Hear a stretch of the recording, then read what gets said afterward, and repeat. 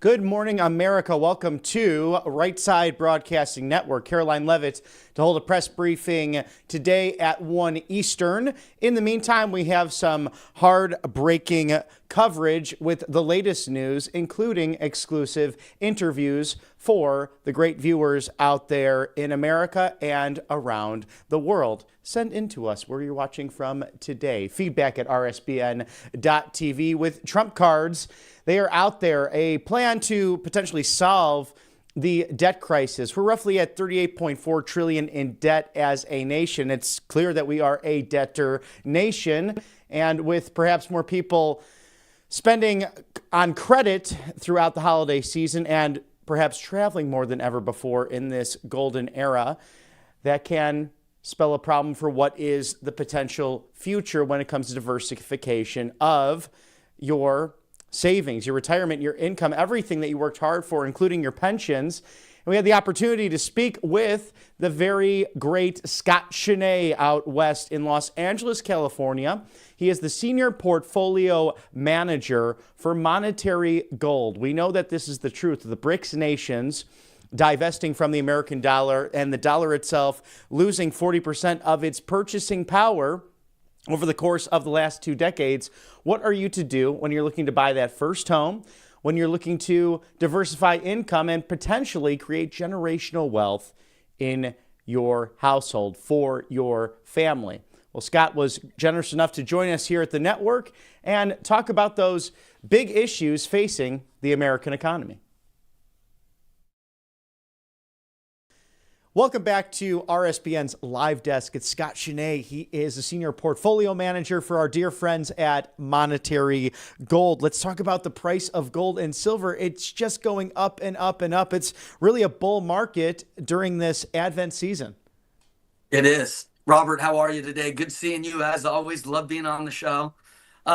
Correct. Gold and silver trending upward. Steady Eddie. We have gold today at $4,212. That's the live spot price right now. Silver, it's pushing above $60 now. Again, I remember in the last, I want to say 6 months ago, silver's gone up already $24. So we're up at $60.83. And the customers that we put in silver 6 months ago not only feel protected, but they are looking at their account right now and very happy with the price of silver. That's for sure. That's exciting to hear. Now, how about the crypto option? I know we can dive into that because a lot of people are saying, what about those markets versus tangible gold and silver that you can hold in your hand? And should I diversify with one or the other or both against paper money that continues to lose its purchasing power? Right. So let's really look at this. Let's look at both. Let's look at crypto and let's look at gold and silver right now, both as assets. When we talk about the crypto market, okay, you don't physically have possession or hold that wealth. It's all digital. It's a digital currency that people are looking to step away from. So when we're looking at this digital currency and we're talking about crypto and it being the new best thing, it looks like they're trying to go to a world currency. Obviously, we find that in Scripture. In the Bible, we know that that is going to happen, that there will be a one world, a new order. There will be a one world currency. But when you're looking at crypto right now, the crypto global market is $3 to $4 trillion. Okay? That is nothing compared to the global market cap of gold. We're looking at gold as $27 to $30 trillion. You cannot compare. You have crypto right here where it sounds exciting at 3 to 4 trillion, and then you have gold at a market cap of 30 trillion. The comparison is just not there. Now, when we're looking at that, when it comes to security, Robert, it's really important. Security, there are major hackers out there. Whether they could hack into a computer, whether they could hack into, I saw on YouTube, people could hack into a hotel with a key fob. So people want that physical possession of your precious metals. And here at Monetary Gold, we talk about it all the time. It's wealth that you could actually tangibly hold into your hands and in your possession. Now, we could store it for you or send it to you. But that's what people are looking at. They want the physical possession of gold and silver. And that's really the major difference there. A lot of people, Robert, they don't know how to explain crypto or what it entails, what the details are in this. Gold and silver, it's a tangible asset. It's been here since before I was born, before you were born, and it was here when God created the earth. So that's what I would say the difference of those two are.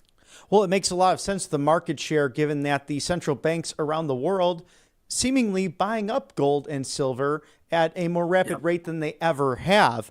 Now, the current state of the economy, Scott, how does that play into a role of someone who might say, hey, I'm looking at all this gold, I'm looking at the silver, I want to diversify, but there's those IRA fees, and I really can't afford to do this, that, and the other as I look to closing out 2025. I'm optimistic about 2026, especially what's happening with the federal government, the new legislation, the laws passed, signed by Congress, and of course, President Trump at his desk. But how does the current state of the economy come into play when people are looking to work with monetary gold? Well, Donald Trump is doing the absolute best that he can, right? He's working with what he has. He is a boss. He is the boss of, it seems like, every country. And we could appreciate that we have someone that's representing our country to the best of his ability. And I'm thankful for that. I'm thankful. It'd be a heck of a lot worse if someone else was our president. That is for sure. When we're looking at the economy, though, we take a look at our debt, Robert, and our debt right now, it's climbing. We're now 38.3 or $0.4 trillion in debt. Okay. We are now adding $1 trillion every 70, 71 days. That's reprinting money. And that's what we're doing. There's a lot of reprinting. It's causing inflation. It's causing the weakening of the dollar. We have BRICS nation that wants to step away from the US dollar. We have wars. We're looking at this as an entire global market right now. And what we're seeing is that people are turning away from those assets. They're turning away from fiat dollars, and they're putting their money into an asset that is solid, into an asset that grows over time. Now, I'm not a tax advisor, a legal advisor, or financial advisor, but when we look at the history of gold and silver, we see that it's been a solid asset that has done very, very well in turmoil. And that is where people are turning right now, not just in the United States, but all around the world. And when you mention the central banks in the United States are buying gold, but now we're seeing central banks throughout the entire world buy gold at the fastest rate in 50 plus years. And so I mentioned this on your show before, and I'll mention it again, that people are buying gold and silver, and they're doing what the central banks are doing right now. And silver is a major asset to where we're seeing the big money go in right now. And with all of that purchasing power that is on the decline with the American dollar, where do you see the projection of gold and silver ultimately going in the long term? Yes. So right now, the experts, they're looking at gold right now, looking about $4,900 to $5,000. My personal opinion, okay, I could see it be a heck of a lot higher than that right now. With everything going on, we're looking at from a distance, and I mentioned this on I did an interview yesterday. We see a storm coming, and we're helping navigate people through that storm. Right? It's like you're covering a cut with a Band-Aid, and it's just continuing covering.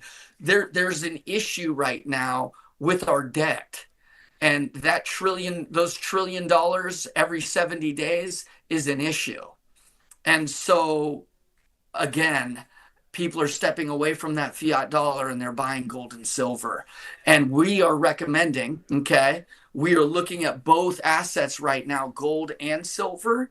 And we're looking at silver as being a very strong asset, not only to protect, but for growth. And here are some of the reasons why, Robert, and I want to mention this. Silver, it has a dual role. It's both a precious metal, but it's also a vital industrial metal. Okay, so it's used in so many different areas: solar panels, electronics, hardware, green tech, EVs. It's expanding. And what we're seeing right now is the supply doesn't meet the demand.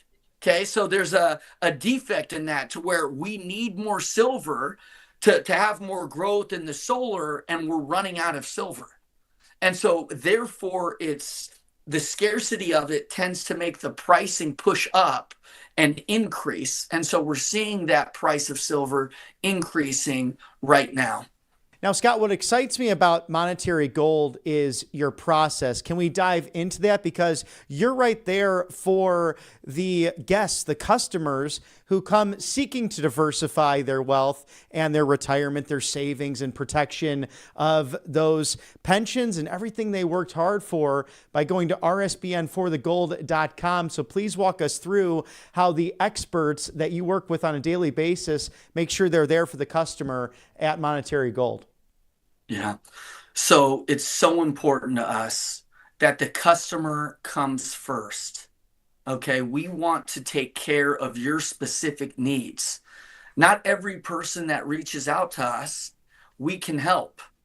We are looking to help put you into a safer and better position. And that's what we stand for here at Monetary Gold. We realize that this is money that you have worked for your entire life. We want to protect it, and we want to watch it grow. So if you call that number, you're going to get a live intake specialist. They're going to see what you have, how you're set up, whether you have money in the bank, whether you have an IRA or a 401k. And we're going to go over what you're looking to do, and then bring on a specialist that could walk you through those steps of how we go about that. It's really important to us that we take care of the needs of our customers. And we want to hear from everyone that is looking to get protected with precious metals. Call that number now. And if you call now, again, with qualifying purchases, we're live on the floor right now, and the phone is ringing. You call us now, we will walk you through, and if you qualify, we'll waive those fees, those IRA fees for you. And you could do that at 888-617-7994. That number, once again, 888-617-7994. Thank you, Scott Chenet, the Senior Portfolio Manager at Monetary Gold, for joining us. It's a wonderful partnership with Right Side Broadcasting Network and Monetary Gold, seeking to bring really financial freedom and common sense to those, especially our middle class, which is the backbone of this economy. As you said it very aptly, that we are going up in debt, and each and every household seriously responsible for it as individuals and as families here in this country. Robert, it is always a pleasure. Please have your audience call that number. We are more than happy to walk you through this and help you out and get you, build you a portfolio based on your investment needs. So we appreciate it, Robert. God bless you, and God bless this country. God bless you, my friend. We will see you very soon. All righty. Take care.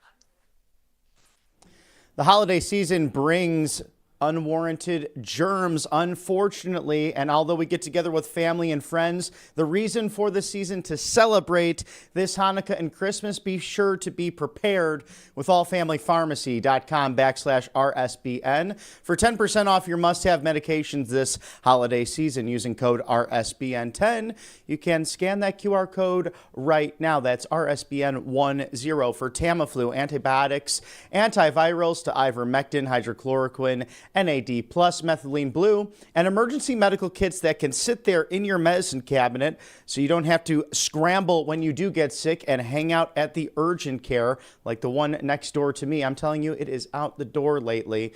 and your doctor busy during this time of year, so you might as well have these life-saving medications on hand. You can also travel with them as you go see family and friends throughout our great country of ours, or even abroad to celebrate the holidays.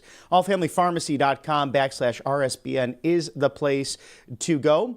It's no red tape, no bureaucracy, no insurance, no hassle. A U.S. licensed doctor will review your order and get that life-saving medication to you within a matter of days. allfamilypharmacy.com/RSBN is your go-to. And just minutes from now at high noon Eastern, we will have the very own co-owner of All Family Pharmacy, Michael Kunzler, joining us for even more savings and deals as you get ready for stocking stuffers this holiday season. Thank you as well to Monetary Gold and Scott Cheney, laying out all of the details about wealth security preservation for your retirement, your income, the Social Security crisis that we're currently in. Will they be able to solve that in the federal government? Don't waste your time when you can handle this situation with tangible gold and silver. Think about your pensions, everything you worked hard for.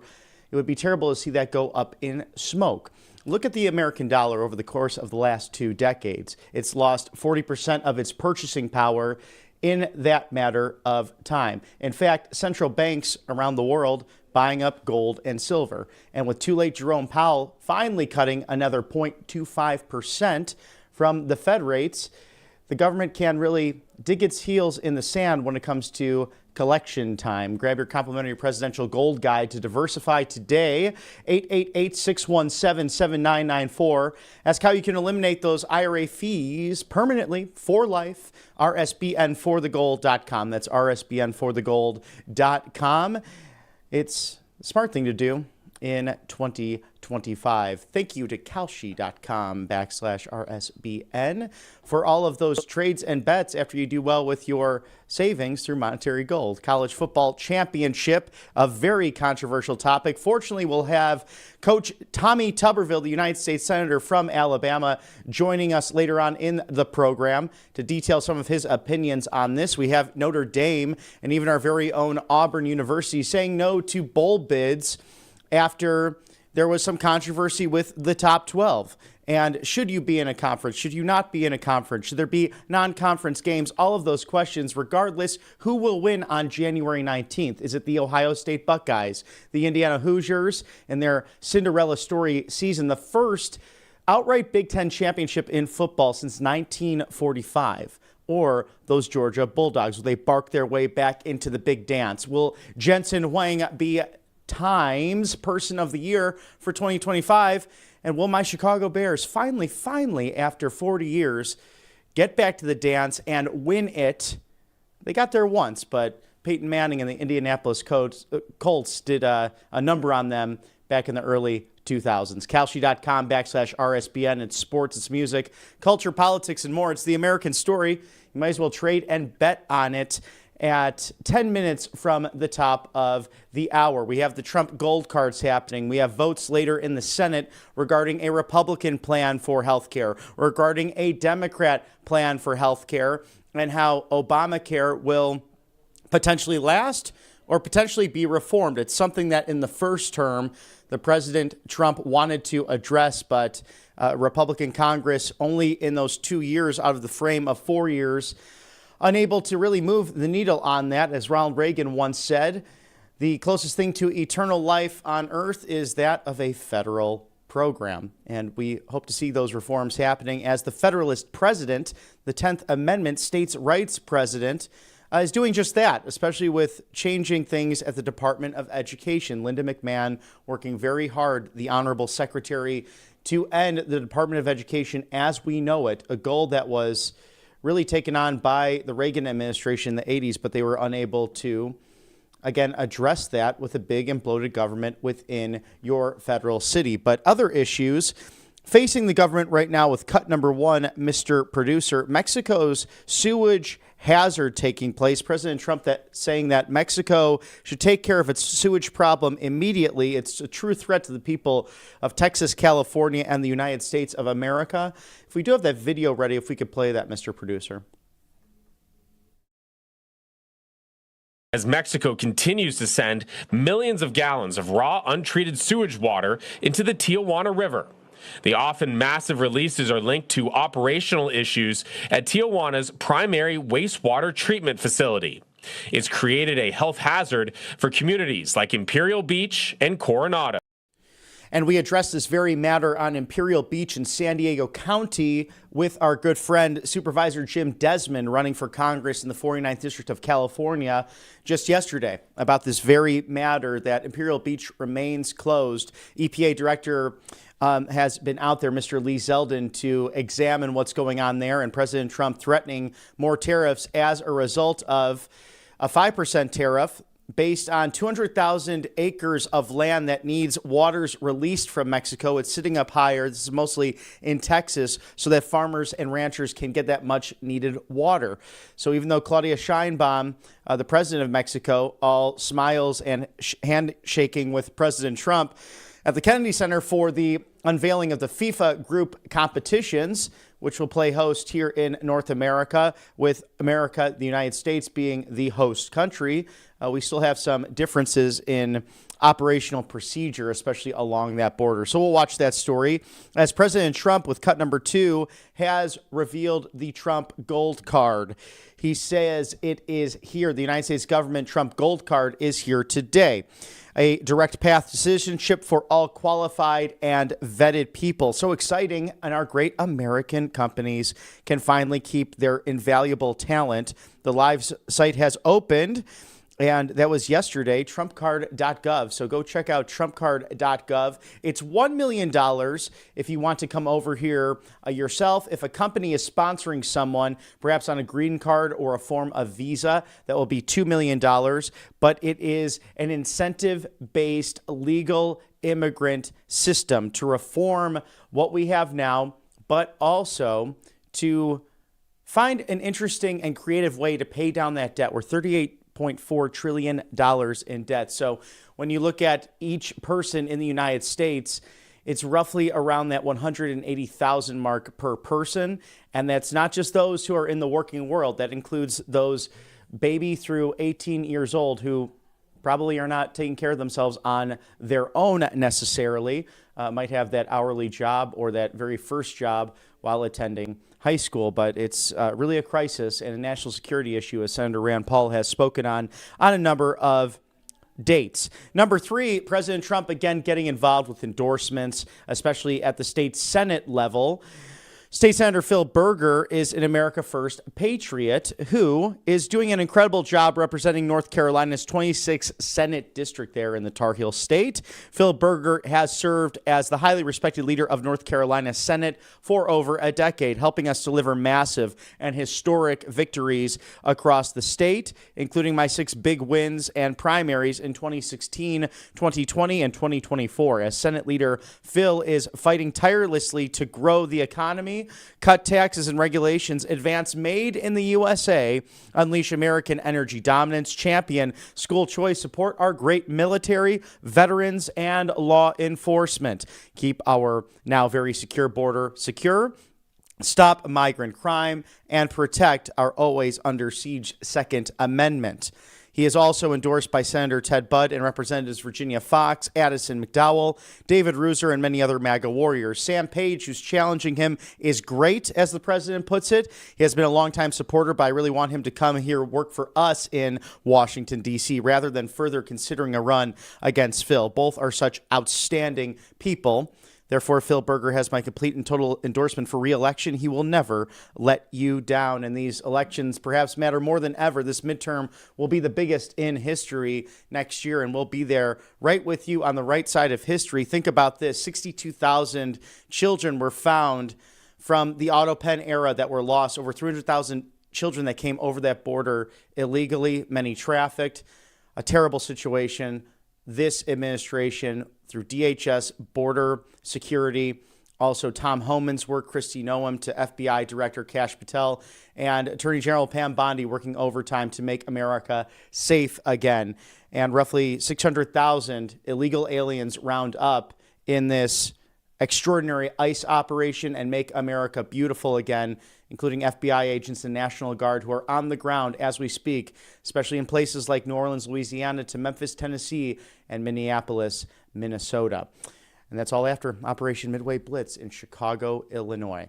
Let's take a quick commercial break. At the turn, we'll have Michael Kunzler from All Family Pharmacy to talk about life-saving medication and affordable medication as you get ready to gear up for the holiday season. It's Right Side Broadcasting Network. Don't change that dial. Welcome to Right Side Broadcasting Network, your trusted conservative news outlet. At RSBN, we deliver the truth when the mainstream media falls short.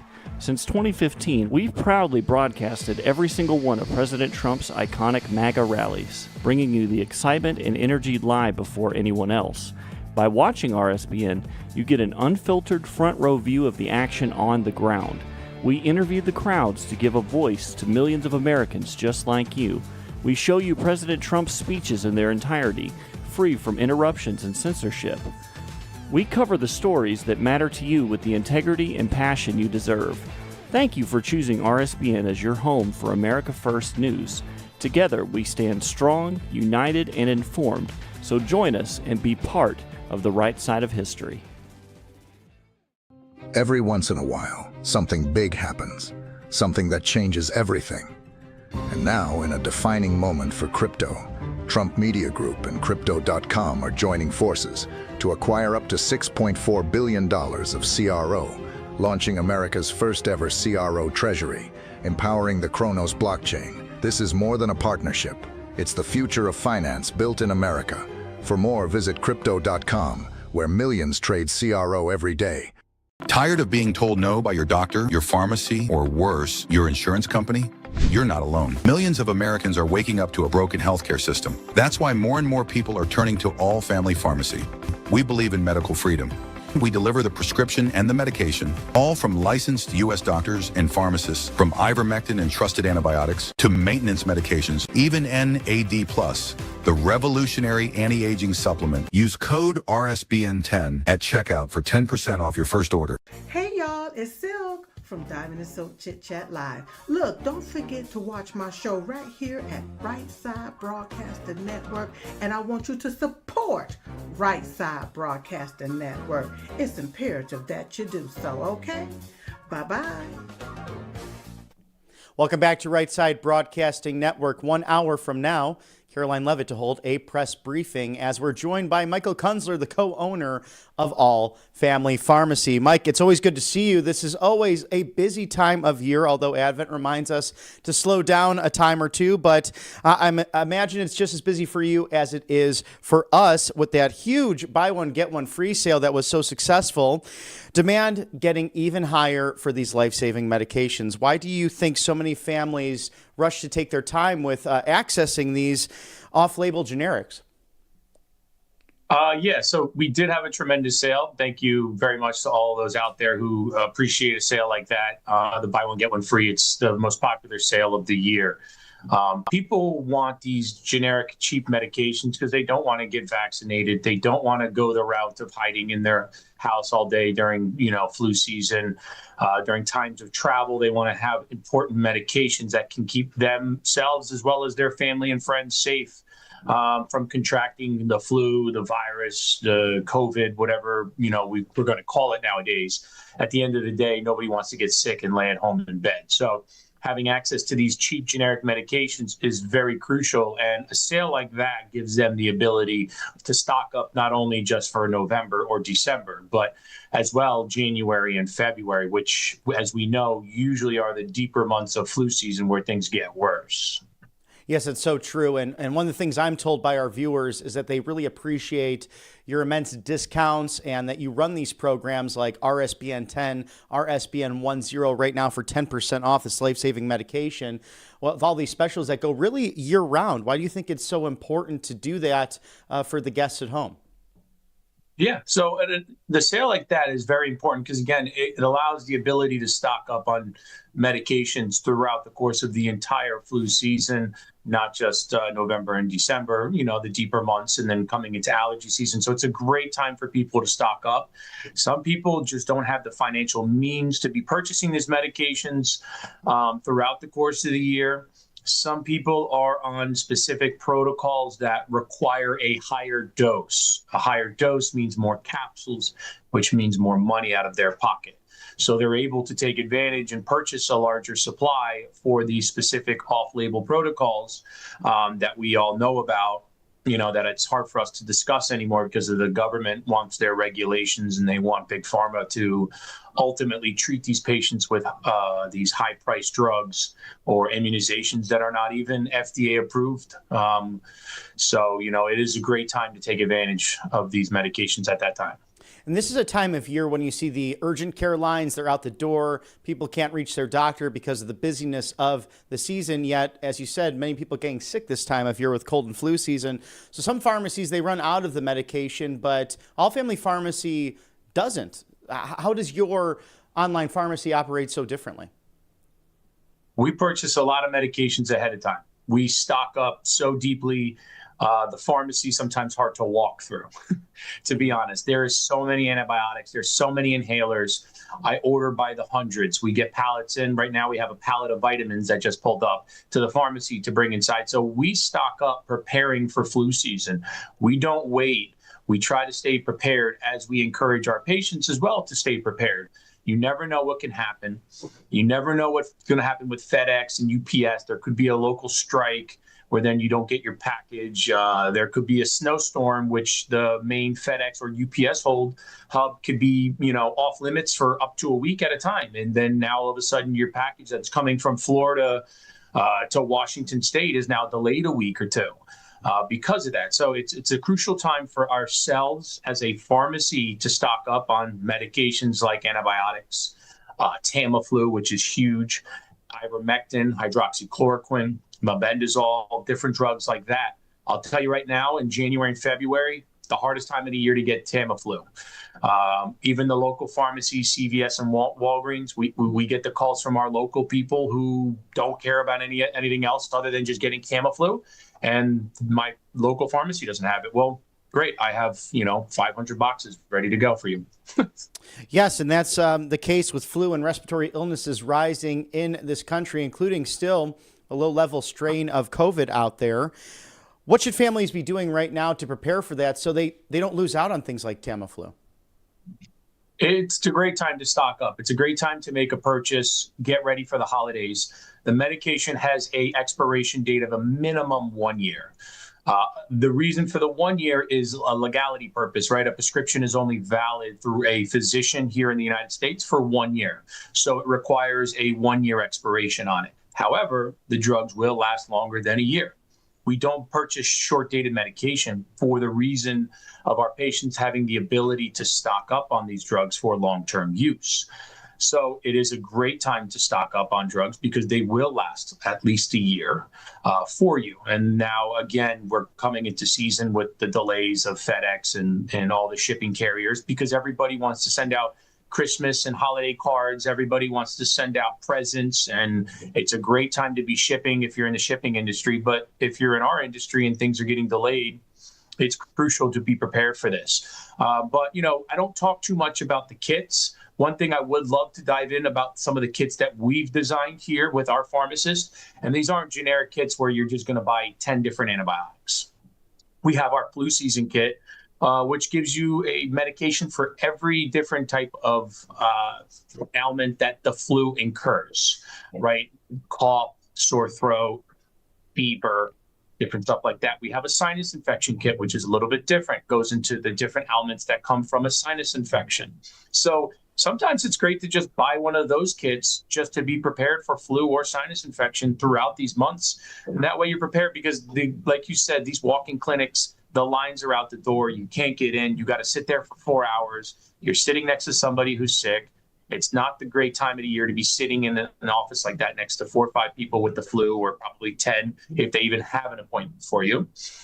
So some of these kits are actually ideal or you can treat the symptoms that you're feeling with certain medications. And they're cheap, generic meds that we sell. Yes, and can we dive into that process as well? Because you don't need insurance to do business or order from allfamilypharmacy.com/RSBN, but that pharmaceutical note is needed, and a U.S. doctor licensed reviews all of this before the order is shipped out. Is that correct? Yes, a U.S. licensed doctor. Now, these doctors are licensed in the state that you reside in. We do, stand by all state and federal laws here in the United States. We abide by all of them, even our own state here in Florida. But traditionally speaking, if a patient is being shipped to in Washington, we have to abide by their state laws as well as we're licensed there. So the process is just go online, place an order. We'll send it over to a licensed doctor to review. If they have any questions or concerns, they call you directly, they email you, they have us contact you.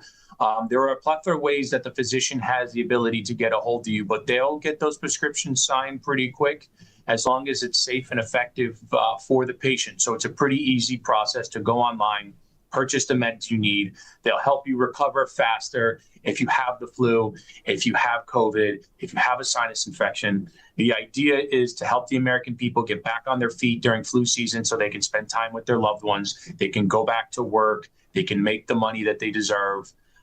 And again, when it comes to insurance, we don't accept insurance. And the reason for that is the insurances won't let you have a flu kit. They don't want you to be prepared for that.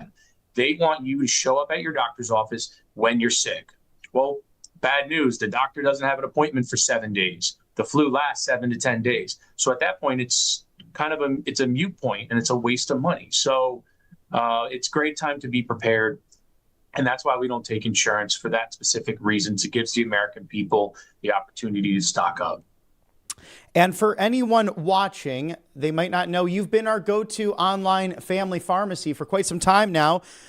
How can they reach out to you directly so they can get this going during the holiday season?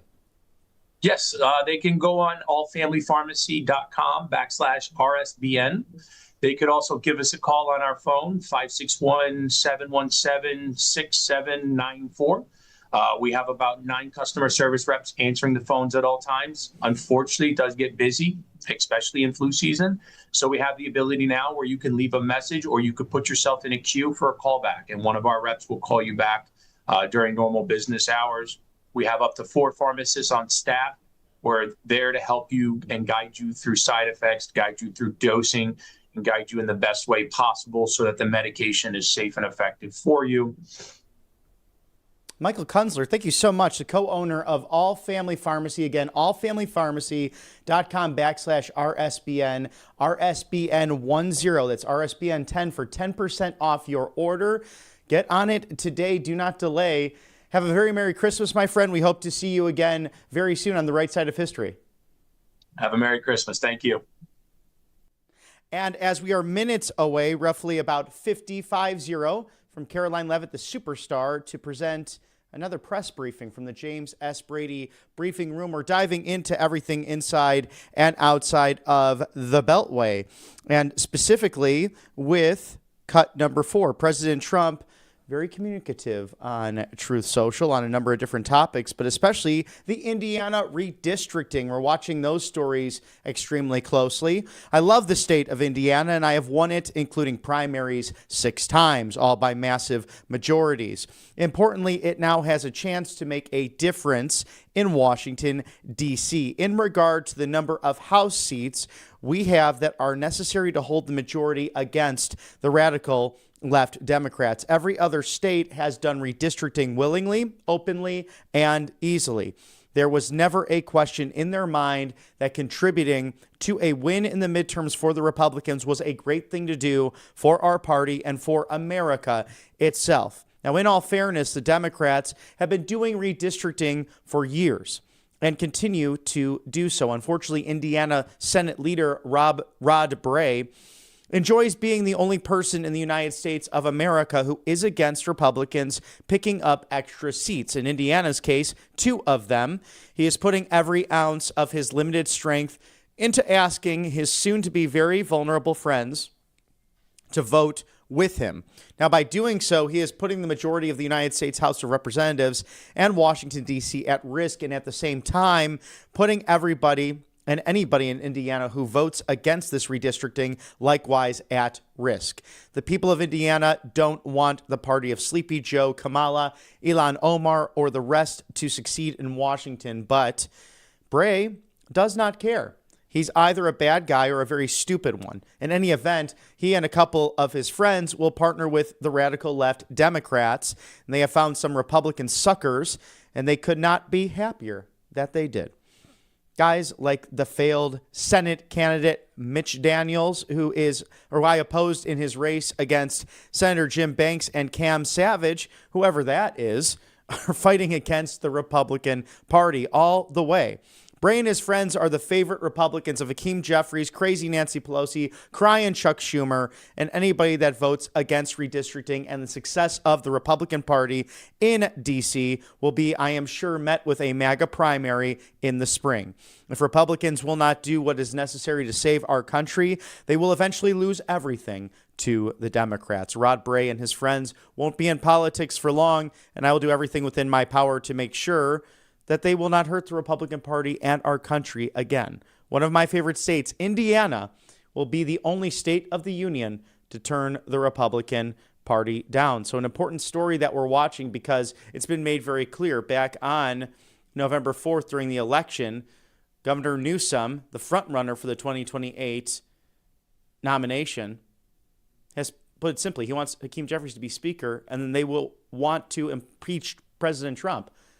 Jeffries has alluded to it on several occasions. Another fake impeachment if we don't have Republican majorities in the House and Senate.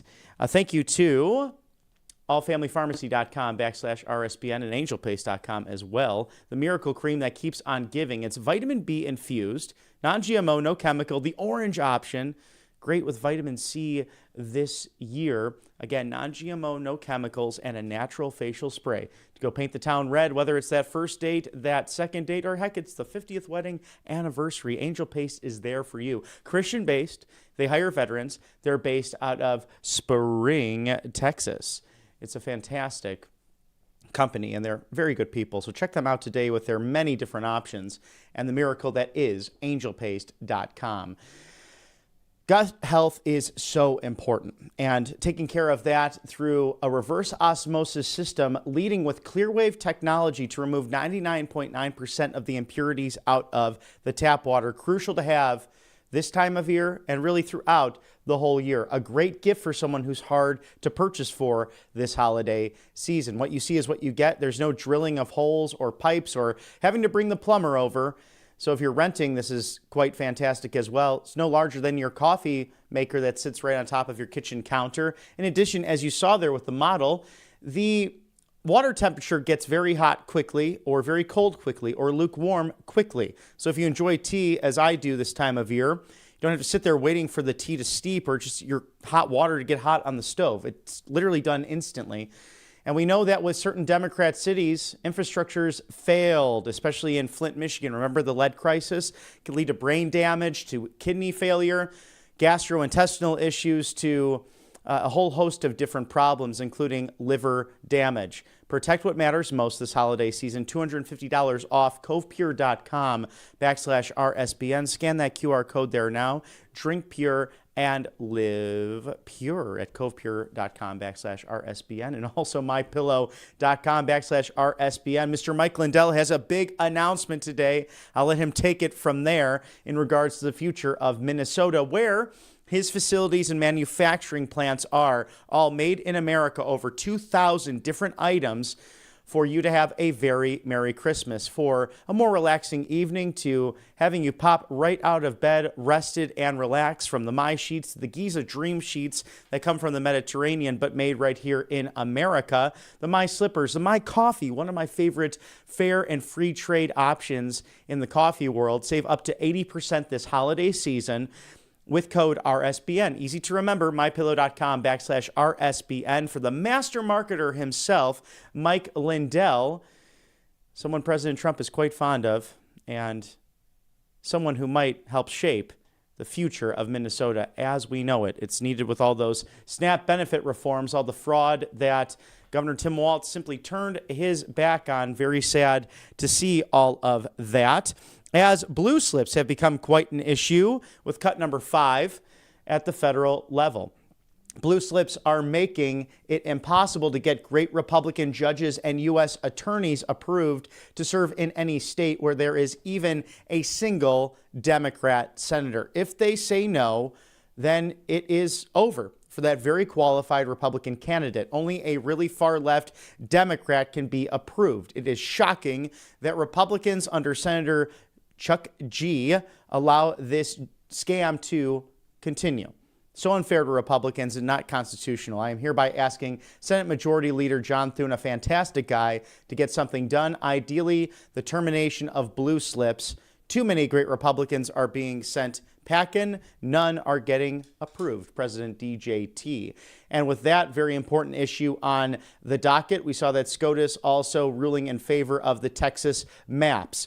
And therefore, Jasmine Crockett, drawn out of her district, has now announced she is running for the United States Senate. And that has made Speaker Johnson very happy. We'll watch that process over the midterms, including today's vote on Republican plans for health care, on Democrat plans for health care. Coach Tommy Tuberville, the United States Senator for the Yellowhammer State right here in Alabama, knows a thing or two about this process, as he's running for governor of Alabama and was kind enough to join us on the right side of history. And welcome back to RSBN's live desk, Senator Tommy Tuberville. Please tell us about your efforts, sir, regarding Hoover, Alabama. The Islamic Academy of Alabama has formally withdrawn rezoning applications in the city of Hoover. And this was something that the city council ended up denying the application. How does this affect your race for governor, and how would you help assist the city to really educate people on what's taking place with some of these centers? Well, first of all, we have less than 1% of Muslim population in the state of Alabama.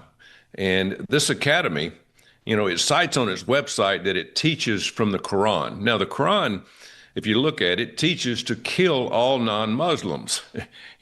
Those beliefs don't belong in Alabama, and they don't belong in this country. And so we have been speaking out loudly about it. We've got freedom of religion and freedom of speech in this country. If you want to come here legally and peacefully and worship your religion, you got every right to do so. But Islam is not just a religion, it's an ideology. And when you chant death to America and practice Sharia law, we don't want you in Alabama, and we don't want you in the United States of America. We are a Christian, Judeo-Christian country. We have moral values, and those are not our values whatsoever. And that is something I speak on often with this unholy triumvirate we're facing as a country, from communism to globalism. That secular humanist thought has seemed to ally itself with this Islamism. And it's not necessarily simply the independent practice, as you mentioned, Coach, but the idea that Sharia is the law of the land, therefore incompatible with the United States Constitution. Do you find that because you have taken the stance and really just fought for the truth in this process, any blowback from the hard left, because they seem to want to crucify anyone who actually tries to share the truth? Oh, yeah. They call me racist and all those things. If that's a racist, call me one, okay? I'm an American. I believe in this country. I believe in God. I believe in religion. I believe in freedom of religion. I believe in our Constitution, though. And our Constitution is nowhere close to what the Muslim or Islamic faith is preaching in this academy. And all these academies across the country, they are growing very fast. I keep telling people, you better start speaking up. Don't ride the fence. We have to be very vocal about this, because if you look at Europe, there's probably, 10, 12 countries in Europe that are basically gone. And the only way they're ever going to be able to get their country back is fighting in the streets. It's going to be a war, because they've allowed these Muslims to come in. They don't go by the laws. They don't pay the taxes. They've been voted in by their groups. in all these local elections and even state elections and country elections over there. They have so many Muslim mayors that you can't count them all. And we're starting to do that here. So all I'm telling people is you're going to get what you expect if you don't speak up. And I've given several speeches on the floor. I'm getting ready to give another one in the next few days here in Washington, D.C., just trying to get people to listen. And again, there's no hate here. It's just if you come here to hate us, we don't want you here. And there's nothing wrong with assimilation. We saw that our ancestors coming here legally and doing just that because they wanted to be Americans. But this is playing in real time in the state of Minnesota, specifically in and around Ilhan Omar's district in Minneapolis. And it seems as if Governor Tim Walz and the Attorney General there, Keith Ellison, turned their backs on criminality. And this really the reporters and journalists, it's our jobs to put light onto the darkness and find the truth. But it was those people who work in the SNAP beneficiary assistance programs who actually brought this to the attention of the Democrat administration in Minnesota. How would you prevent that from happening in Alabama as you seek to become its next chief executive? Well, first of all, this was an entire plan by our Muslim president, Barack Obama. And he put all these people, these Somalians, into Minneapolis. They didn't split them up, send them to different states. He put them all in one area. They immediately became the number one majority voting bloc. And of course, you have nuts like Tim Walz that looks at this situation and says, I'm going to do everything I can to get their vote. And he's turned a blind eye to all the nonsense that they've done through stealing welfare, stealing food, SNAP cards, which are food stamps, and stealing everything they possibly can, loading it up and sending it back to Islamic terrorists back in their countries. We've lost our way. And the problem is we've lost our way with a bunch of people that all they want is power, like Tim Walz. They don't want to do the right thing. They don't want to go by the laws. They don't want to do what's right for their entire state. They want to be elected to where they can have control. And thank God this guy wasn't elected vice president of this country, because we would be in a world of hurt. I think it's an extraordinary thing to see the difference in the quality of the tickets of 2024 from Trump and Vance versus Harris and Walz. But you are actually working this week, and it's kind of a shame that we are in, well, as much as I love the season of Advent leading into Christmas and even Hanukkah celebrations, the news cycle kind of slows down, or people are busy with the hustle and bustle of the season. You are introducing, sir, along with Senator Sheehy, to boost healthcare transparency for veterans, and the health insurance really becoming a big question this week as well. Can you break that down for us with that specific legislation? And will you be able to address anything with Obamacare before the end of the year? Well, we're working on that as we speak. There's thousands of hours that have gone into the last year of trying to come up with a solution to this nonsense that they call Obamacare. It is unaffordable, and it was a disaster from day one, if we all remember. And it's been a long time ago when they started pushing it out on the website. They spent $10 billion and lost it because they couldn't figure out how to make their website work. And it's gone downhill from there. It's unaffordable. It is universal health care paid for by the government and the taxpayers. That's not what we want. We want everybody to have good, affordable health care, but be able to pay it for whether it's the people you work for, or pay for it for your family. But we have to make it affordable. And what's happened is these insurance companies have just run a complete scam and taken down a lot of things that health-wise that Americans should that pay for, that should get, but they don't get it because the money goes into the insurance companies' pockets. But talking about Senator Sheehy and I on the veterans, the VA is the largest healthcare system in the world. I mean, this thing's huge. And I've been on the VA committee for 5 years. And unfortunately, the VA is more about the employees, this unionized employees, than it is about our veterans. Our veterans need great care. Now, we do have some good VAs in the country, but we have to be more transparent, and we have to understand that it's about the veteran first. It's not about the doctor or the nurse or the people that work in the situation.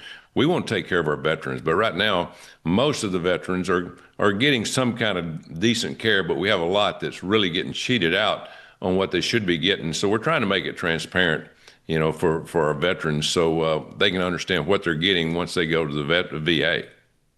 Now, with this legislation, will it just give more options, or does it go a more private route in order to help the veteran? And where is Secretary Collins on this right now? Have you been able to discuss with him in regards to this legislation potentially? Yeah.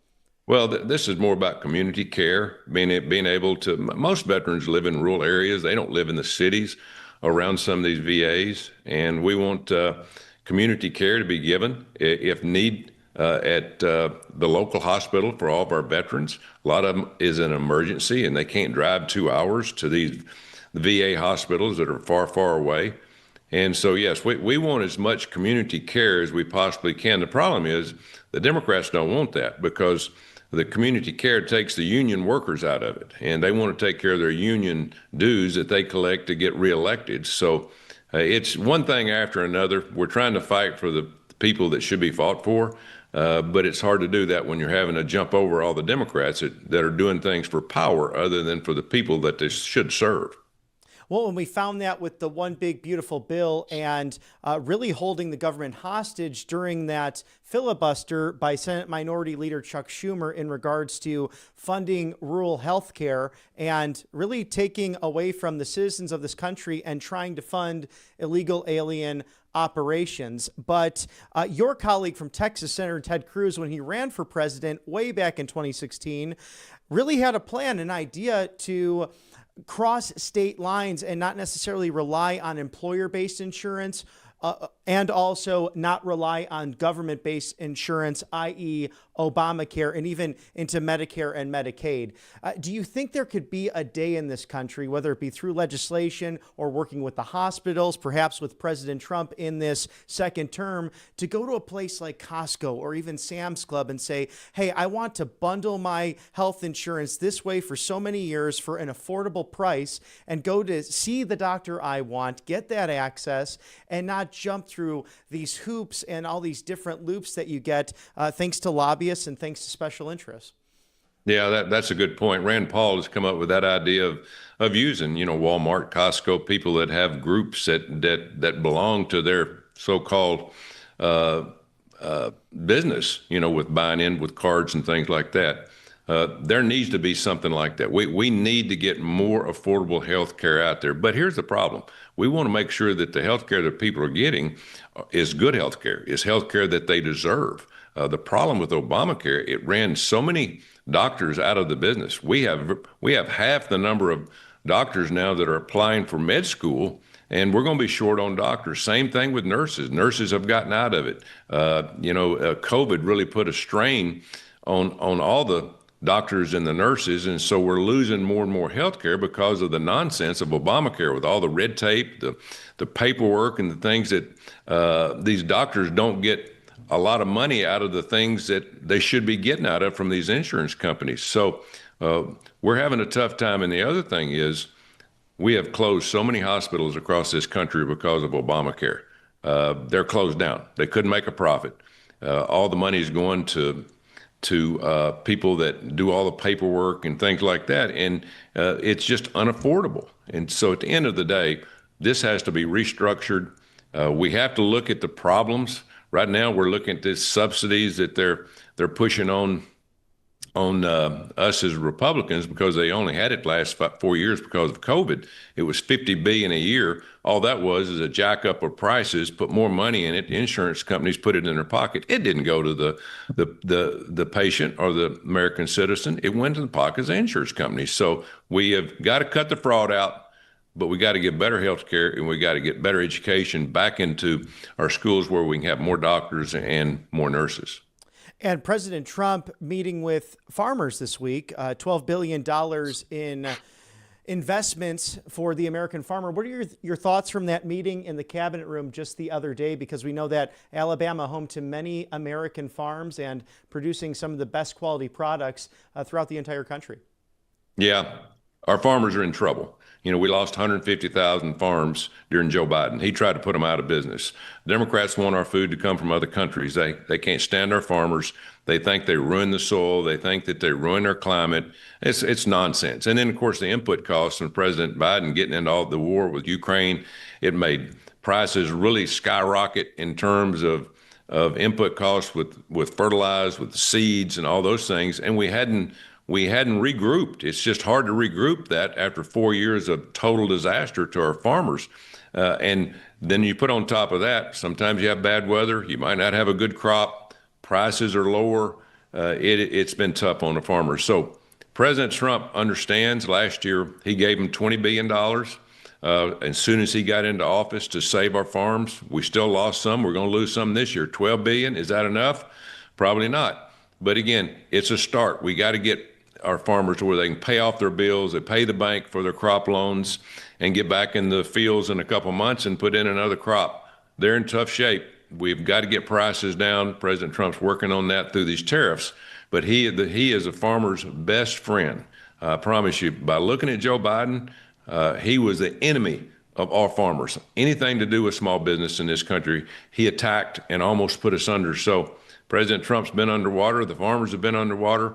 It's time to give them a little bit of money, try to get them back in the field, and hopefully we can save as many as we possibly can because they're in harm's way. Yes, economic security, food security, all at the forefront of the mind of those who provide it for us throughout this great country of ours. And Coach, I have to ask you about, we're done with the conference championships. We're into the bracket, but a lot of controversy from former players, former coaches as well. What say you about the top 12? And do you like any of these new ideas coming out there of taking all the conferences, maybe moving to a 9-game season, only playing in-house instead of the invitations that you get from conference rivalries or even outside of the conferences? You're an expert at this, so I'd love to hear what you think about what's going on with college football. Good question. Got to remember this. There's a lot of moving parts, a lot of people involved. This is not affecting just 4 or 5 different people. This affects thousands of people, thousands of jobs. You start messing around with the length of the season and going to more teams in the playoffs, you're going to destroy a lot of natural rivalries that you've had over the years. You got to remember one thing about college sports. The difference in college sports and pro sports is the fans. It's the loyalty of the fans. They come to the games. They pay these enormous prices. They support their teams. The first strike against the fans was this NIL where players just moving every year, going from one team to another. Heck, you don't know who's on the team from year to year. So basically you're buying teams. The transfer portal has wrecked college sports. But, I'm all for the players making money, but we need to get to a system and understand that money is not all of it. You talked about cutting back on the number of games. You have to remember this. TV is what runs college athletics because it pays the bills. And you got to have programming. If you don't have that, you're going to lose out on the amount of money that each school is going to get at the end of the year. So, I hope we can get something done on this. I really feel bad a lot of these athletes because most of them transferring 1, 2, 3, 4 times. They're never going to get a degree. And when they get out, they're going to look around. Their money's gone. They had to pay most of it in taxes, and there's no education, and they can't get a job. And we got to understand, too, that that's the job of our education system first. Educate and then play sports. Yes, that makes so much sense as we have some bowls now that will be empty or some even 5 and 7 teams, even Auburn invited as a result of some of those 6-win teams saying no. I'm going to put a hypothetical into the shoes of if you were coaching Notre Dame, would you have said no to the Pop-Tart Bowl, for example? Is that a good way to go about things as they seek to maybe make their presence or lack thereof known going into this playoff season? Yeah, you can't have your cake and eat it too, okay? You get in the system, you participate in the system. Any school that turned down a bowl game, they were wrong. And I'll tell you why they're wrong. The bowl games have furnished a lot of money over the years to the universities, to the conferences, and also to charities across this country. It is huge. and it gives the players an opportunity to be around each other in a better environment. It's not as fast paced and all those things, and it's a learning environment. I can't imagine schools turning down, whether it's Auburn, Notre Dame, any of these schools, turn down a bowl game because you're looking at yourself only. You're not looking at other people. And I look at LSU. Lane Kiffin went to LSU, lost a lot of his coaches, lost probably some players, but he's playing in a bowl game. God bless him for that. I mean, I think that's part of it. And again, it has been a huge part of college sports for years, paid a lot of bills, paid a lot of Olympic sports, women's sports bills. But now everybody's getting a little greedy, saying, we really don't need this. We don't need them anymore. They'll need them one day, and that invitation is not going to be there. Coach Tommy Tuberville, the senator for the great state of Alabama and gubernatorial candidate. So have a Merry Christmas, sir. Thank you for sharing your insight, and we look forward to seeing you in the new year on Right Side Broadcasting Network. Thank you. God bless. Merry Christmas. Thank you to allfamilypharmacy.com/RSBN. This time of year, it's friends, it's family, it's faith, it's God, it's the love we all share together in the season of giving, but it's also cold and flu season. Tamiflu, antibiotics, ivermectin, and much, much more available through allfamilypharmacy.com/RSBN. 10% off your must-haves medications for this holiday season. This includes NAD+, methylene blue, hydrochloroquine as well. It's no red tape, no bureaucracy. If you don't have insurance, that's okay. A doctor who is here in the United States, licensed, reviews your order, sends it to your door so that you have these emergency medical kits and over 300 plus essential medications. They're stocked up in your medicine cabinet, so you don't have to rush over to the urgent care, or you don't have to get that last minute meeting with your doctor before Hanukkah and Christmas. You don't want to do that to your family members, and we all know there's one that might come on hacking into the house, so make sure you have these life-saving medications there for you. As we interviewed Michael Kunzler earlier in the hour, Tamiflu, very hard to obtain, especially in January and February. Good to get that right now to prevent the flu as it gets a little bit more serious into the new year. Scan that QR code now, allfamilypharmacy.com/RSBN. Monetary gold for wealth security preservation, all there for you. Protect what matters most, what really got you to where you are. From that hard work to the pensions, the retirement, you deserve to keep that. And with central banks buying up gold and silver in this bull market, there might be a reason for that. Also, it's the BRICS nations divesting friends and foe from the American dollar. Perhaps it's because 2 banks failed this year here in America, over 500 in the Obama administration, to the dollar losing 40% of its purchasing power over the last 2 decades. Call today. Do not delay. It's 888-617-7994. Ask how you can eliminate those IRA fees permanently and for life. RSBNforthegold.com, a great way to get that first property or create generational wealth. Or if you are a parent or a grandparent, probably the nicest stocking stuffer you can get for the kids this Christmas season. And like President Trump said back in 2016, what the hell do you have to lose? Just grab that gold guide. And if at the very least it's a presidential memento, but I'm sure you'll find Scott Cheney and his team amazing people that'll be able to help you through this and get those IRA fees out the door if you qualify and get you some very tangible and worthwhile gold and silver. Thank you for tuning into your go-to live desk. It's a rally network, too, and we're gearing up for 2026 in the midterm elections. That's sure to be just as historic as 2024. Support us right here at Right Side Broadcasting Network, rsbnetwork.com/donate, or text RSBN to 801-801. There's also an address for check or money order, 1550 Opelika Road, Suite 6, Box 344. It's the loveliest village on the plains, Auburn, Alabama, 36830. That's 1550 1550 Opelika Road, Suite 6, Box 344.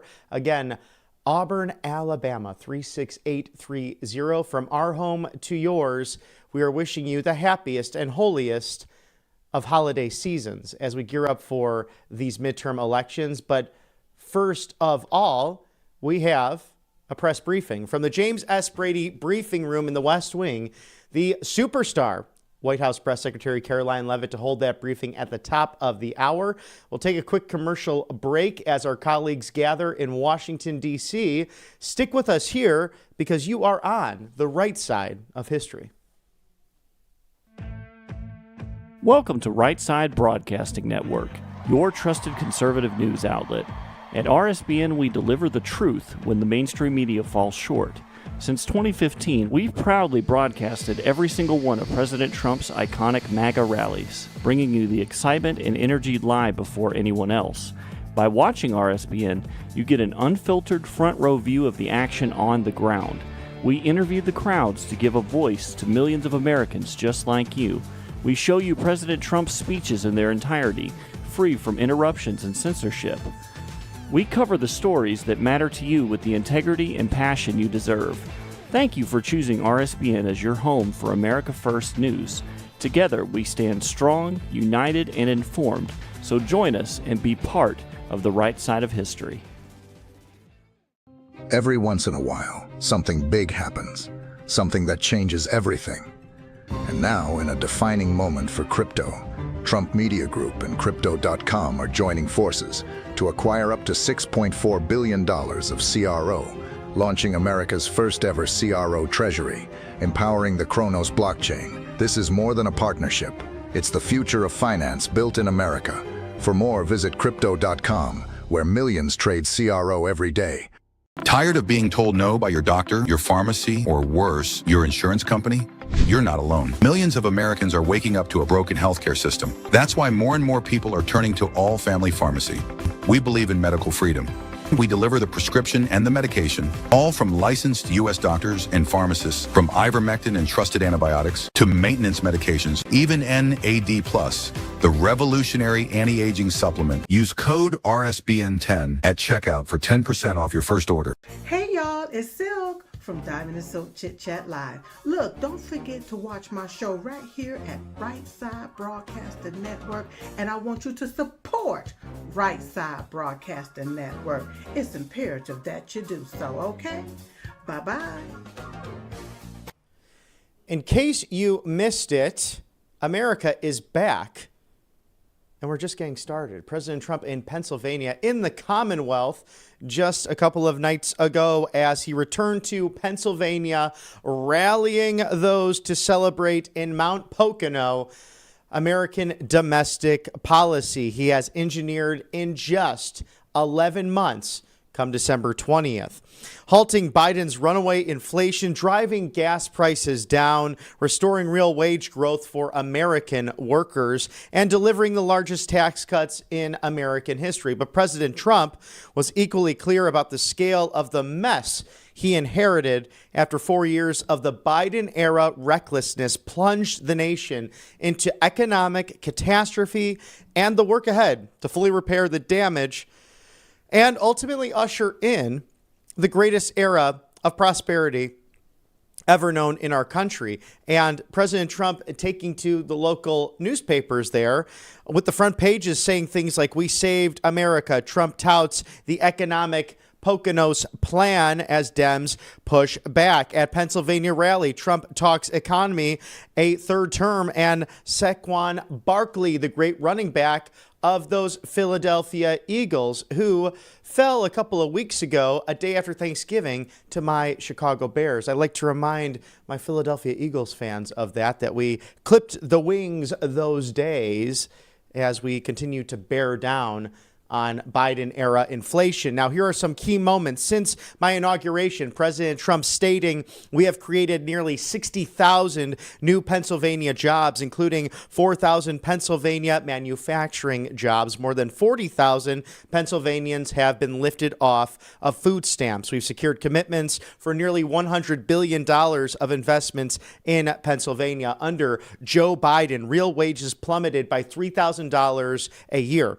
Under Trump, the typical factory worker has already seen their wages increase by more than $1,300, and that's in just a few short months. For construction workers, it's up $1,800 versus down by $3,800 under the auto pen. For miners, the wages went up nearly $3,300. President Trump continuing, "We are right now drilling more oil than we've ever done ever before. Gas prices are way down. It was just reported that 4 states had $1.99 a gallon. That's including Colorado, that with its beautiful mountain air and Purple Mountain Majesty out west, $1.69 a gallon. Some great prices out in Colorado. Rent prices are down. President Trump detailing that dairy prices coming down very strongly. The cost of Thanksgiving turkeys was down by 33% compared to the Biden era high. We're also putting thousands of dollars in the pockets of hardworking Pennsylvanians with the largest tax cuts in American history. That's no tax on tips, no tax on overtime, no tax on Social Security for our great seniors. Before I entered office, President Trump stating 100% of all new net jobs were going to migrant workers. Since I took office, 100% of all net job creation going to American citizens. More Americans are working today than at any other time in the history of our great country. Another key part of the tax code known as the Trump accounts.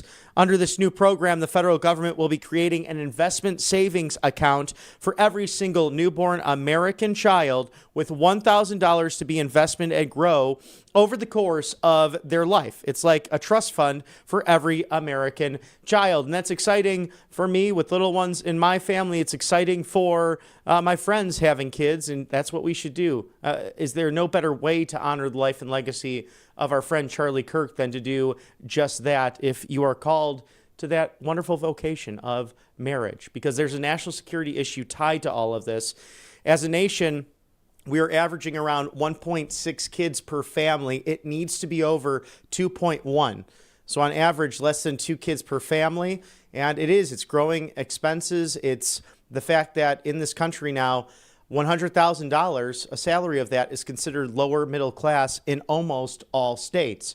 So we're looking at an economic crisis, and a lot of that is this battle of the culture, socially speaking, but also the American experiment of the New Deal, from FDR to the great American society that LBJ tried to create, which actually turned out to be a nightmare, and then their ultimate protege, known as the Autopen, who tried to amplify it in a degree never seen in a government takeover of federal policies that really harmed the American worker ultimately. It's something to really think about as we continue forward in this golden era. President Trump also continuing on from the Mount Pocono, Pennsylvania rally. Under Obamacare, trillions of dollars were given directly to health insurance companies, and I want to give billions of dollars directly to the people. We want you to go out and buy your own health insurance. For the first time in 50 years, we now have reverse migration, which means more jobs and better wages and higher income for American citizens, not for illegal aliens. If you don't share our values, contribute to our economy, and assimilate into our society, then we don't want you in our country. Together, we are repairing 4 years of disaster by the radical left Democrats in Congress and by the Autopen. After just 10 months, our border is secure, our spirit is restored, inflation is stopped, wages are up, prices are down, America is back. Local coverage of this in Eastern PA stating that the Trump Savages rivals touts economic record at a packed Mount Airy rally. According to the Times Tribune in Scranton, Pennsylvania, the Pocono Record saying that service workers praise no tax on tips as Trump visits Monroe County. The Patriot News of the state capital, Harrisburg, PA. Trump talks on Americans' affordability worries at the PA rally. They caused the high prices, they being the Democrats. The Pittsburgh Post-Gazette, Trump touts economy in the Poconos. The Philadelphia Inquirer, in PA speech, President Trump talks economy, a third term, and Saquon Barkley. WHP TV, Pennsylvania is winning again. President Trump addresses tariffs on the economy, and the Pennsylvania Capital Star saying that Trump delivers a simple message on affordability, a background Pennsylvania congressional district. So he looked really excited. He looked ready to go and geared up, rest and relaxed, even though he's the hardest working president in all of American history, bar none, but ready to hit that road to Talk 2026. There is a Homeland Security Committee meeting happening right now. We're going to dip into that as part of the live desk before the press secretary addresses the White House press pool in moments from now. If this administration wants to partner, then act like it. Share the plan, respect local law, and work with us, not around us. Unfortunately, Kristi Noem, our secretary, had to leave in the middle of a very important conversation to go and talk about dismantling FEMA, a discussion we'll have at another time that for the life of me, I simply can't understand why we would want to decentralize the Federal Emergency Management Agency, an agency that is needed more now than it was needed when it was first created, as natural disasters continue to happen more often than ever before in places it's never happened before. But nonetheless, if she were here, but she's not, I'll ask her chair. Secretary Noem, I recently stood with local elected leaders from the city of New Orleans and our mayor-elect, Helena Moreno, as they urged DHS agents to commit to transparency, due process protections, identifiable federal agents, safeguards against discriminatory enforcement, and humanitarian protections. I would ask her if she were here, but she isn't. Ma'am, will you commit your department to uphold these values during the current operation in Louisiana? Apparently they aren't doing that, but because I know both of you are capable of answering this question and are in fact civil servants that have demonstrated in your career that you do understand transparency, that you do understand the Constitution. So I'll ask you the question, do you think this request from our mayor-elect in New Orleans is a reasonable one? Is it reasonable to ask that agents commit to transparency, due process protections, identifiable agents, and safeguards against discriminatory enforcements? Yes or no? Do you think that's a reasonable ask? Yes or no? Is that reasonable? Sounds reasonable, yeah. Thank you. Do you think it's reasonable, sir? Sounds reasonable. Thank you. Secretary Noem, the masked officers you sent into the streets of New Orleans are attempting to arrest and abduct and detain anyone that looks like a migrant. I got to ask the question, what does a migrant look like? Do you know what a migrant looks like, sir? Yes. Can you define what a migrant looks like to you? I cannot. Thank you. Can you tell me what you think a migrant looks like? These are targeted raids. Can you tell me what they look like? Yeah, you have to stop them. You have to check their identification. Okay, but can you tell me if you were describing to me as a new $50,000 bonused ICE agent, what does a migrant look like? You would stop and you would ask them for ID, and you'd be on an intelligence-driven operation, which is what these ICE raids are. They're intelligence. But if you were to say a guy's wearing a red shirt, you would say the guy's wearing a red shirt and a purple baseball hat. You would be able to give that description. But can you give a description of what a migrant looks like? Can you give a description of what a migrant looks like? We need to deploy ICE officers to stop people and ask them, and they go on intelligence. I reclaim my time. You clearly don't want to answer my question, and that's unfortunate because the American people want to know these answers. We want to know. I've got a quick video I want to show before my time runs. Please. Look at this. This is a stunning video from Louisiana. You hear that woman cry out. She's a 23-year-old running down the street away from the masked agents who are chasing her, repeating that she is a U.S.-born citizen, saying, Stop. This is a United States citizen who's running away from ICE agents who, when she gets to her house and her husband comes out, they stop the chase. They clearly weren't chasing her for that. They appear to have been doing something nefarious. You know why we can't tell the difference? Because they wear masks and they don't identify themselves as agents. That's a problem.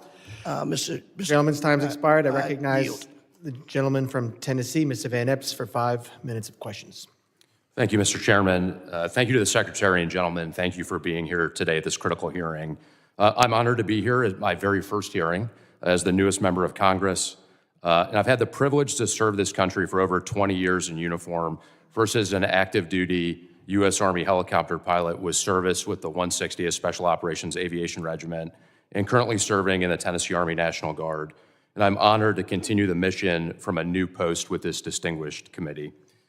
To our witnesses today, allow me to begin by expressing my appreciation for the work you all do, for the work your teams do, the work that President Trump and this administration does to ensure the safety and security of our great nation. I have just a couple of questions focused on emerging AI-enabled threats. Adversaries are already using AI to identify exploitable vulnerabilities within systems and networks and generate cyber intrusion plans far faster than traditional cyber tools. Mr. Glasheen, sir, foreign cyber actors are increasingly using AI to refine malware, automate phishing, and sift large volumes of stolen data. What additional cooperation or coordination between the FBI, DHS, and companies within the private sector would most improve early detection of AI-enabled intrusions? Or if you would just like to comment on this matter generally. No, I appreciate that opportunity. AI is a continued challenge right now. I think the relationships we have right now with government, private industry are strong right now with respect to any type of malware, ransomware. I think the CISA 2015 authorization that gives us the authorities, that's critical for the future success of that. And I think for the ongoing partnerships, I mean, the key piece here is that relationship with private sector, private industry. So we just continue to reinforce that. Thank you, sir. Director Kent, anything further you'd like to add on that from?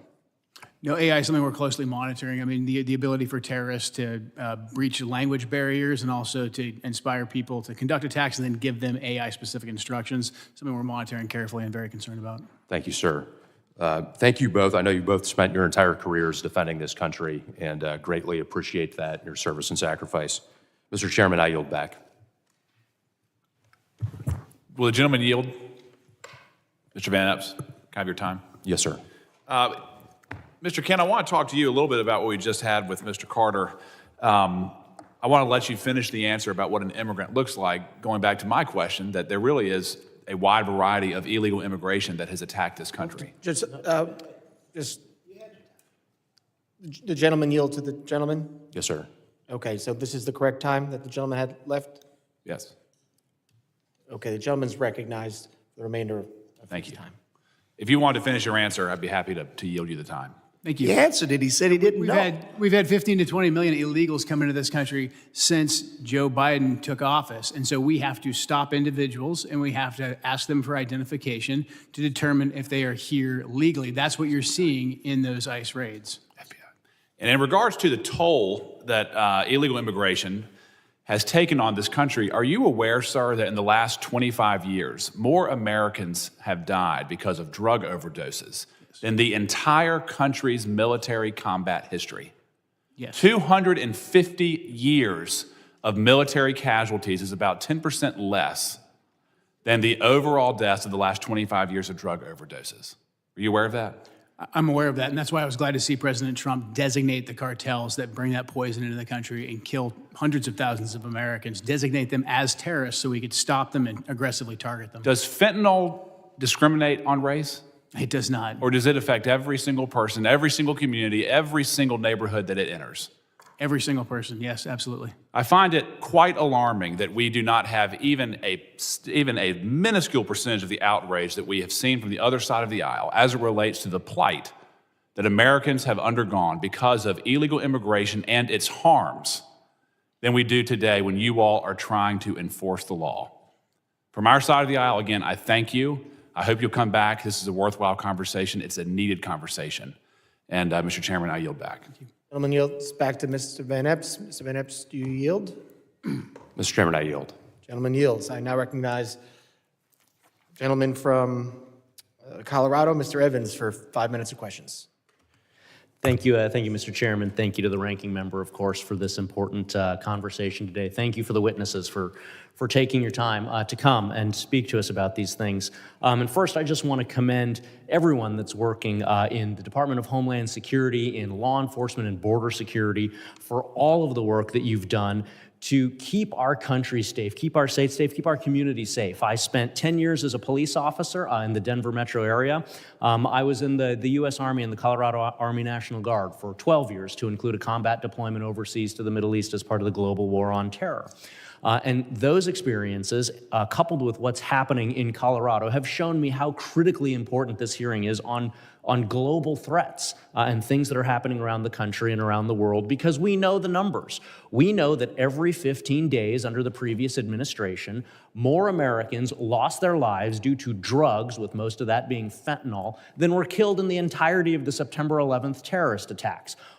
Somewhere around 400,000 Americans died under the previous administration as a result of the poison that's coming into our communities from these cartels, these organized criminals, these foreign terrorist organizations, and again, killing more people than Al-Qaeda could have ever dreamed of killing on American soil. And I saw it as a cop, I saw it as a soldier, and so I'm incredibly thankful for all of the work that's been done to secure our border and to crush these cartels, these criminals, these terrorist organizations.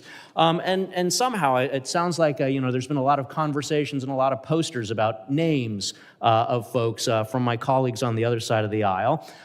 As cops, we all know this, we have what we call in cop slang the Book of the Dead, all of the bad things that you see as a cop. And so I don't have a poster up here because I don't want to traumatize the public with the things that I had to see and that my brothers and sisters had to see during my 10 years in law enforcement. But it's the names and faces of some of those 400,000 Americans who died as a result of this poison coming into our community, peddled by cartels and drug dealers and traffickers. And it's names. One of my constituents that was with me here on Capitol Hill earlier this year, Liz Hardy, lost a daughter, Brooke Hardy, to fentanyl. And so I'm going to say those names. And I'm going to remind folks that there are 400,000 other names out there of people who were killed by terrorists peddling this poison in our community. In Colorado, since 2020, Colorado has lost over 7,000 lives. At times, Colorado has had the second highest overdose rate of teenagers in the country. And so I am absolutely thrilled that we've been able to work together to secure the border and to go target these worst of the worst individuals here. And so to Director Kent, can you just talk about how cartels are adapting their drug and human trafficking methods in response to the new border security and the new focus and emphasis on getting these people out of our community? And what sort of resources do you need from Congress to continue disrupting? We all know action, reaction. We do something to keep Americans safe. The cartels react to that. What sort of things do you need from Congress so that we can continue to stay one step ahead and not have another 400,000 dead Americans? It's a great question. Because President Trump and Secretary Noem decisively secured the border, a lot of the fentanyl smuggling and drug smuggling is moving to the maritime environment on both coasts, whether that's in the Gulf of America, the Caribbean, or in the Pacific. So we're going to need a good deal more ISR, intelligence, surveillance, and reconnaissance platforms to cover that big and broad space so we can pick up these drug boats and take them off the battlefield. Thank you so much for that. So in addition to being a cop and a soldier for a combined 22 years, I am the only Latino from the Colorado delegation here in Washington, D.C., my district, 40% Hispanic. And so I am a little bit disappointed that the secretary left early because I wanted to make it clear that my Hispanic community also supports getting these drug dealers, these criminals out of our community because the Hispanic community suffers as well. But I also wanted to talk about, as we used to say in the military and law enforcement, you got to play the hand you're dealt, not the hand you wish you had. And the hand we're dealt right now is somewhere between 35 and 42% of the agriculture workforce in the United States are folks who are not here legally. And so as we're having this conversation around border security and deportations, I just wanted to have a little bit further exploration around how do we make sure that we protect our national security, because we know that national security starts with food security. If we can't eat, we can't do any of the other things that we're talking about here today. And so continuing that conversation around how we strike that appropriate balance to make sure that we are supporting our farmers and so many other industries with some of those numbers that I've mentioned. So I can see that my time has expired. Yield back to the chairman. Gentleman yields back, and I appreciate the members for being here. I now want to entertain any of those unanimous consent. And you're watching a Homeland Security hearing right there on DHS procedures and what's been happening throughout the country to make America beautiful again. And of course, you have the sound, reasoned logic from the Republican side of the aisle. And the latest congressman, Mr. Matt Van Epps from Tennessee's 7th Congressional District, getting his feet wet immediately as we wait for Karoline Leavitt to hold a press briefing at the James S. Brady briefing room and the West Wing of the White House. Looks like a packed house there with our friends and colleagues in the media for what's sure to be a number of different topics, from the big Venezuelan oil tanker that the United States government took custody of per our military, to the Trump gold cards, and this week President Trump meeting with those farmers, that $12 billion being reinvested into America, an ongoing story as Confucius Institutes poured into our college campuses, many of them banning those Chinese Communist Party propaganda tools. But we also know under the auto pen, remember the big spy balloon that was spotted in Montana and just found its way, carried all the way until it was shot down over the Palmetto State of South Carolina. I think that would have been taken care of immediately, or probably not sent at all under this current administration, as DHS reports more than 2.5 million departures from the United States since January, and a rounding up of over 600,000 illegal aliens by force through ICE, DHS, National Guard, FBI, and other security forces, including local and state partners. Thank you to Kalshi.com/RSBN. Whose Times Person of the Year? Is it going to be AI? Jensen Huang, Sam Altman? We'll see what all happens there. Could it be Elon Musk? Or perhaps even President Trump himself? Will the Georgia Bulldogs bark their way to becoming college football champions again? Scan that QR code, trade on anything. It's music, sports, culture, and more right here in the American experiment during the golden era. You might as well trade and bet on it at Kalshi.com/RSBN. And this time of year, great to have the miracle cream known as Angel Paste. Experience their miracle today at angelpaste.com. I use the original miracle cream, which is vitamin B infused, non-GMO, non-chemical, on my skin. I hope that you also look into the orange option, which is a vitamin C infused, non-GMO, no chemical option. In fact, all of their products are all natural and organic. Good to use that natural facial spray as well to paint the town red on this Friday evening during your Advent celebrations. They are Christian-owned. They hire veterans. They're based out of Spring, Texas, off the Gulf of America. It's angelpaste.com. Thank you to covepure.com/RSBN.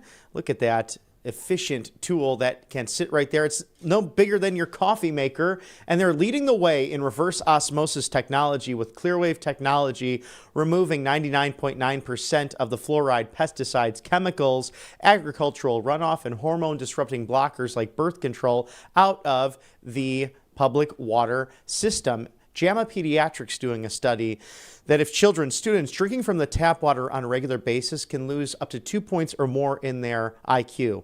And that's terrible considering all the learning loss that took place from COVID.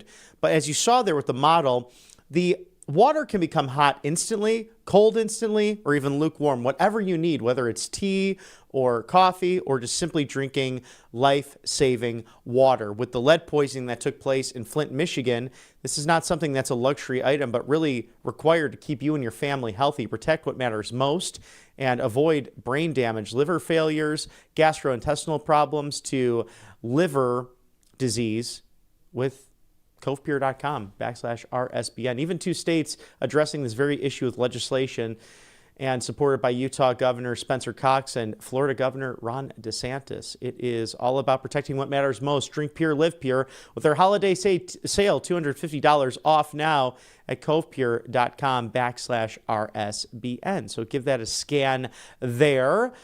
It's also great if you're renting a property because you don't need the plumber to install this. What you see is what you get right there. Easy to use, very easy to assemble within a matter of seconds.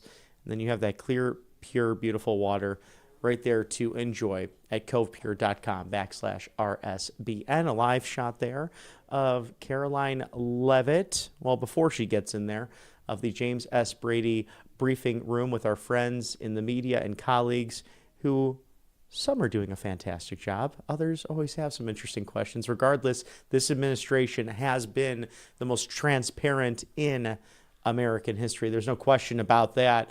As we look towards topics of the oil rig that was taken custody by the United States government, to the USS Gerald R. Ford down there, to President Trump's week at the Kennedy Center Awards honoring KISS and the living members of Peter Criss, to Gene Simmons and Paul Stanley. Ace Frehley, may he rest in peace. His mother, or his daughter, posthumously receiving the award around the neck by President Trump. Also, Sly Stallone punching back as always. Gloria Gaynor, the great disco queen, and George Strait, the king of country. Just some of the recipients of those famed awards this year, the Kennedy Center Awards, including Broadway's Michael Crawford. And I thought it was something very interesting. If you remember that made-for-TV movie Phantom in the Park, or KISS takes on Phantom in the Park, I might be butchering the title there, but 1976, it was actually in regards to Michael Crawford playing the Phantom as the original Phantom when Andrew Lloyd Webber wrote that immortal tune. So, or it was part of that incredible musical that lasted nearly as old as I am, around a 35-year mark or so on Broadway without stopping. Actually, Chicago will be hosting its very own version of the Phantom of the Opera this year at the Cadillac Palace, so maybe a good Christmas present or stocking stuffer as we await Karoline Leavitt to hold a press briefing just moments from now in the James S. Brady briefing room. What you were watching before, the Homeland Security Committee on the localities, the safeties, what's happening throughout Minnesota, in Minneapolis to Memphis, Tennessee, New Orleans, Louisiana, Chicago, Illinois, the nation's capital, making America safe and secure and beautiful again. That operation including DHS to border security, ICE, National Guard, and everyone in between. Local, state, law enforcement. Virginia Governor Glenn Youngkin, outgoing, unfortunately, as he's done a wonderful job serving the Commonwealth, stating that it was night and day between the last administration to this one in regards to safety, electoral reform, and having paper ballots, all of those things on the mind of many state and local leaders as the White House addressing all of these issues in nearly 11 months of being in office. Where did that time go? It seems like yesterday was the election, let alone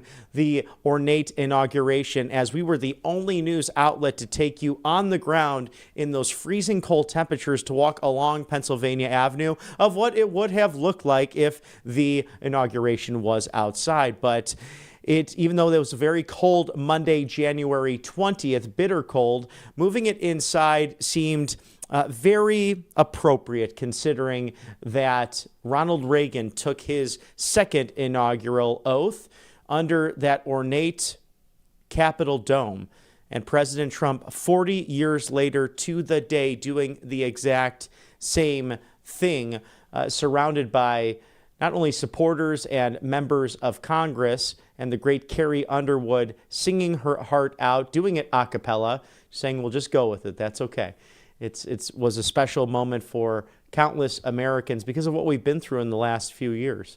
The last 5 years to the last decade of a curtain really being pulled back, with being kicked off of social media, some people losing their lives for various reasons, simply because they stood for their First Amendment rights. They stood for truth, and that irritated someone or something else or another entity, or even these mandates where people lost their jobs, their livelihoods as a result. Yours truly, for a period of time, had to find his way throughout the American ethos because of ridiculous mandates that certain companies forced upon their employees. But we know now that common sense is being brought back to the federal city on a daily basis, and unbridled access for the American media, whether it be new media like us or those legacy items in cable and networks, have that access to this president and their press secretary and a cabinet working overtime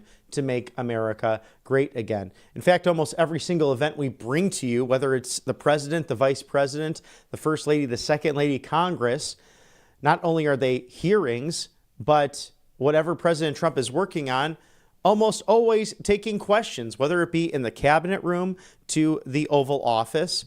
I can't remember a president in my lifetime, that includes Ronald Reagan, that talked to the press as often as he does every single day. And God knows the last administration, they had 9 cabinet meetings during the entire tenure of the AutoPen in 4 years. Well, we just finished the 9th cabinet meeting to an open press just last week. So this group is doing some amazing things. And there's Karoline Leavitt. We'll toss it to the James S. Brady briefing room. Good afternoon. Hello. Some new faces in here today. As we approach the end of the year, it is a great time to reflect on how much progress our country has made under President Trump's bold leadership. Given the complete mess that President Trump inherited from Joe Biden and radical left Democrats in Congress, what this administration has accomplished since January 20th has been nothing short of remarkable. While most politicians promise big on the campaign trail and break those promises once they get into office, President Trump promised big and has delivered even bigger. On the economic front, after inheriting the worst inflation crisis in over 4 decades, President Trump's pro-growth policies are making tremendous progress to make America affordable again. Under the painful Biden years, inflation reached a record high 9% and devoured Americans' purchasing power. In President Trump's term thus far, inflation has dropped to an average of just 2.7%, marking critical progress. The Trump administration is working hard every single day to bring down the cost of living through bigger paychecks and lower prices. Real wages are finally on the rise again and on pace to increase to roughly $1,200 for the average American worker this year. To put that into perspective, real wages declined by almost $3,000 under the Biden administration. That means Americans right now are on track already to make up 1/3 of the $3,000 in lost wages under Joe Biden. There's much work to do, but this has already been significant progress.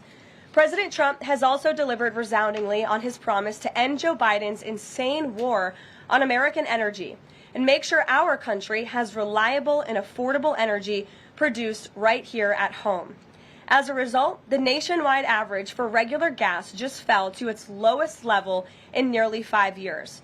According to data from Gas Buddy released on Monday, average gas prices have now dipped below $3 per gallon in 37 states, below $2.75 per gallon in 22 states, and below $2.50 per gallon in 5 states. Just a few years ago, we saw record high price gas of nearly $5 per gallon. American families faced constant pain at the pump, and those costs caused the price of everything else to go up as well. In fact, the average cost for a gallon of regular gas in the country was the most expensive price during a presidential term in U.S. history under Biden's disastrous leadership, even with them recklessly draining our strategic reserves to try and artificially decrease prices.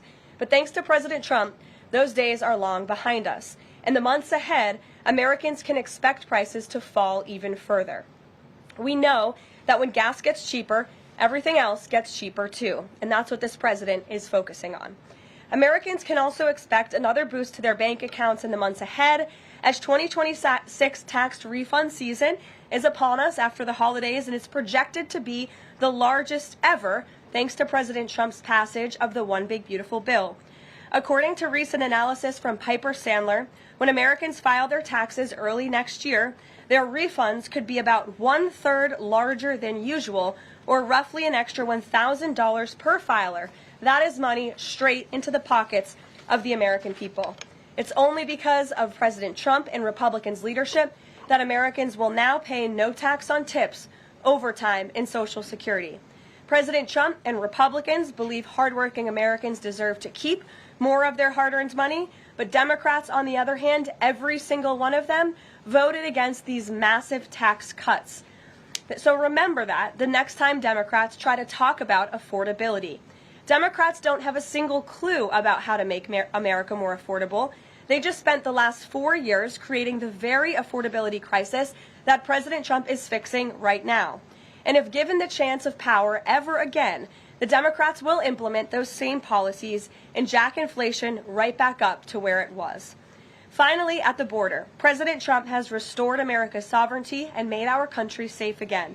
This is the single greatest and fastest national security victory in modern American history, and it's not even close.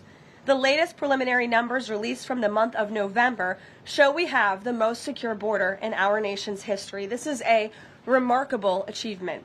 November encounters came in even lower than the previous historic low in October, if you can believe it. There were only 30,367 total encounters nationwide. That's lower than the previous record set in October. And for the 7th consecutive month, U.S. Border Patrol released 0 illegal aliens into the United States. Let me repeat, 7 months of 0 illegal aliens being released into our country. This is a historic achievement, and it's one that every law-abiding American citizen should be grateful for. At this point in 10 months under President Trump's unmatched leadership, we've seen less apprehensions overall than we saw in just 1 month under Joe Biden. Again, let me repeat, in 10 months under President Trump, we've seen less apprehensions at the southern border than we saw in 1 month under the previous president. Again, remarkable results. All in all, the economy is back on track and ready to boom over the next 3 years. Biden's inflation crisis is over. Prices are coming down. Wages are rising. The border is fully secure, and America's best days are to come. President Trump has kept his word and delivered for the American people over the past year, and he will not stop fighting, as you heard from him directly this week, until our country and every state in this country is better than ever before. So with that, I will take your questions today. I know there's a lot of news. We'll start with our new media seat. Mr. Bowling, it's great to see you here. He's of Real America's Voice. He's also the host of Edge, his interview and commentary podcast. Please, Eric, why don't you kick us off? Karoline, thank you very much for this and inviting me to the new media seat. As you point out, affordability crisis, it strikes me energy prices have been coming down aggressively since President Trump's second term, approaching $55 a barrel for oil, gasoline, as you point out, under $3 a barrel nationally, first time in 5 years. By the way, that $55 a barrel oil is about half of the peak under the last 4 years of the last administration, half the price. Wholesale prices come down, yet affordability crisis, a lot of the folks in this room, a lot of legacy media, some of the people in the front row, seem to want to call this an affordability crisis right now, forgetting the fact that over the last 4 years prior, we hit 9% inflation, wages, as you point out, were stagnant at best, sometimes had dipped. That's a real affordability crisis there, but they weren't really calling it that then. You point out how President Trump is changing the affordability in America, but how will he ensure that the legacy media doesn't flip the script and change it so that they're using affordability as their word, their idea, versus what the American people who know much better? Yeah, well, it's a great question, Eric, and it's a point of frustration for the president and for myself. I will say that's part of the reason I just kicked off this briefing today, setting the record straight with facts about the economic mess that the president inherited from his predecessor, Joe Biden. And he's focused on digging our country and our economy out of that hole every day. Things are getting better, and they will continue to. And President Trump understands better than any politician in this city the pain that the American consumer has been feeling for years now because of the last administration's policies. You heard him in the great Commonwealth of Pennsylvania this past week campaigning and talking to these voters, saying, I was elected to fix this problem, and I am fixing it. Don't forget who created it, and that's the Democrats. And I think when you hear the president talk about affordability, he's saying the Democrats are the greatest con artists in history because they are now trying to claim ownership of an issue that they created. And every data point and every economic metric does in fact show that the economy is improving. And so I do wish more people would report on those facts. I do wish that more people would remind the American public how we got here and why. It does not mean this president is discarding the feelings of the American people. He gets it better than anyone, which is why his entire administration has been focused on the issue of the economy and energy prices since day one. If I may Sure. follow up, it's reported that around 10,000 commercial driver's license operators have been pulled by your transportation secretary department. Will the president apply that same metric? For the reason was the operators weren't speaking or reading English to a level that was safely, people thought they would safely be able to operate trucks on our roadways. It's estimated in California around 40% of Uber drivers, Uber and Lyft drivers, don't speak English proficiently, and the number's 45% in Minnesota. Will this same rule or metric apply to the gig economy like Uber and Lyft? So I don't have any announcements on further regulations, if you will, from the Department of Transportation with respect to this issue. However, I will just reiterate the Trump administration's position is that truck drivers, particularly those driving big rigs on our nation's road and highways, who have a great responsibility to keep the American public and their fellow citizens safe, should be speaking English and should have an ability to read English proficiently. I think that's a very common sense policy to have. And we've unfortunately seen, and the Department of Transportation has uncovered and is actively working to fix these state-sponsored commercial trucking driver licenses, which were going to people who are not qualified to be driving these massive trucks on American roads, and they're endangering the lives of our fellow citizens. We've unfortunately seen many vehicle accidents across the country where people have lost their lives because of drivers that were just simply unqualified to be driving these trucks. So I know this is something DOT and Secretary Duffy take very seriously. Peter. Thank you, Caroline. Based on the way that things stand right now, is Operation Southern Spear about drugs or is it about oil? What I will tell you, Peter, is that the Trump administration is focused on doing many things in the Western Hemisphere. The president has taken a new approach that has not been taken by any administration for quite some time to actually focus on what's going on in our own backyard. And there are two things that are very important to this administration. Number one, stopping the flow of illegal drugs into the United States of America, which we know has killed hundreds of thousands of Americans. The president promised on the campaign trail that he would demolish the foreign terrorist organizations and drug cartels around the world, especially right here in our own hemisphere, and you have seen that he is delivering on that promise. With respect to the oil and what happened yesterday, the Department of Justice requested and was approved for a warrant to seize a vessel because it's a sanctioned shadow vessel known for carrying black market sanctioned oil to the IRGC, which you know is a sanctioned entity. So the president is committed to stopping the illegal flow of drugs into our country. He's also fully committed to effectuating this administration's sanction policy, and that's what you saw and the world saw take place yesterday. And because you said the president is trying to do a lot of things at once, he talks a lot about how he thinks the way to bring down prices for everything would be to bring down the cost of energy. Would he use this seized Venezuelan oil to try to help Americans with affordability here in the United States? Well, what I can tell you right now, the vessel has been seized, as you know, and the Department of Justice did that in conjunction with the Coast Guard and the Department of War. The vessel is currently undergoing a forfeiture process right now. The United States currently has a full investigative team on the ground on the vessel, and individuals on board the vessel are being interviewed and any relevant evidence is being seized. With respect to the oil, that's a different issue. As you know, Peter, the vessel will go to a U.S. port, and the United States does intend to seize the oil. However, there is a legal process for the seizure of that oil, and that legal process will be followed. And just my last one on this. If President Trump launches a bigger military campaign in the Caribbean, is he jeopardizing a possible Nobel Peace Prize? Look, the president has proven over the past year that he is more than worthy of the Nobel Peace Prize. I think he's been nominated for it nearly 100 times this past year, which is definitely a record. He's solved, I think, 9 conflicts around the world. We are up to now. He's actively working on the Russia-Ukraine war, which is the big one as we speak, and has been over the past year. With respect to any additional action in Venezuela, I'm definitely not going to get ahead of the president or the United States military. Mary. It now seems all but certain that the Obamacare subsidies will expire at the end of the year.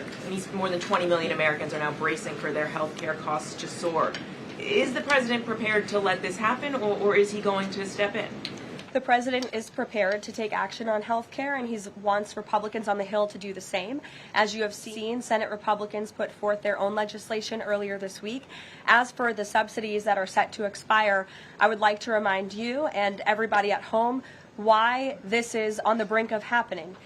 Democrats wrote Obamacare.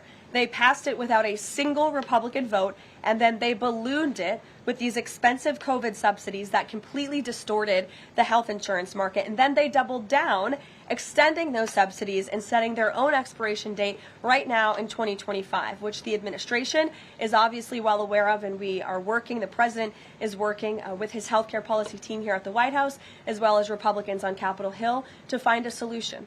You said he's working to find a solution. He wants to see a solution to lower health care costs. He does. But these subsidies are expiring at the end of the year. So what is the plan, and what is he going to do to put this in place in the next 2-3 weeks? You'll hear more from the president and from the White House on that very soon. As for wanting a solution to lower healthcare costs, I'm glad you said it, because the president is doing just that. He has made unprecedented progress towards lowering healthcare costs in this country and drug prices. He's secured numerous most favored nation drug price deals, with many more to come.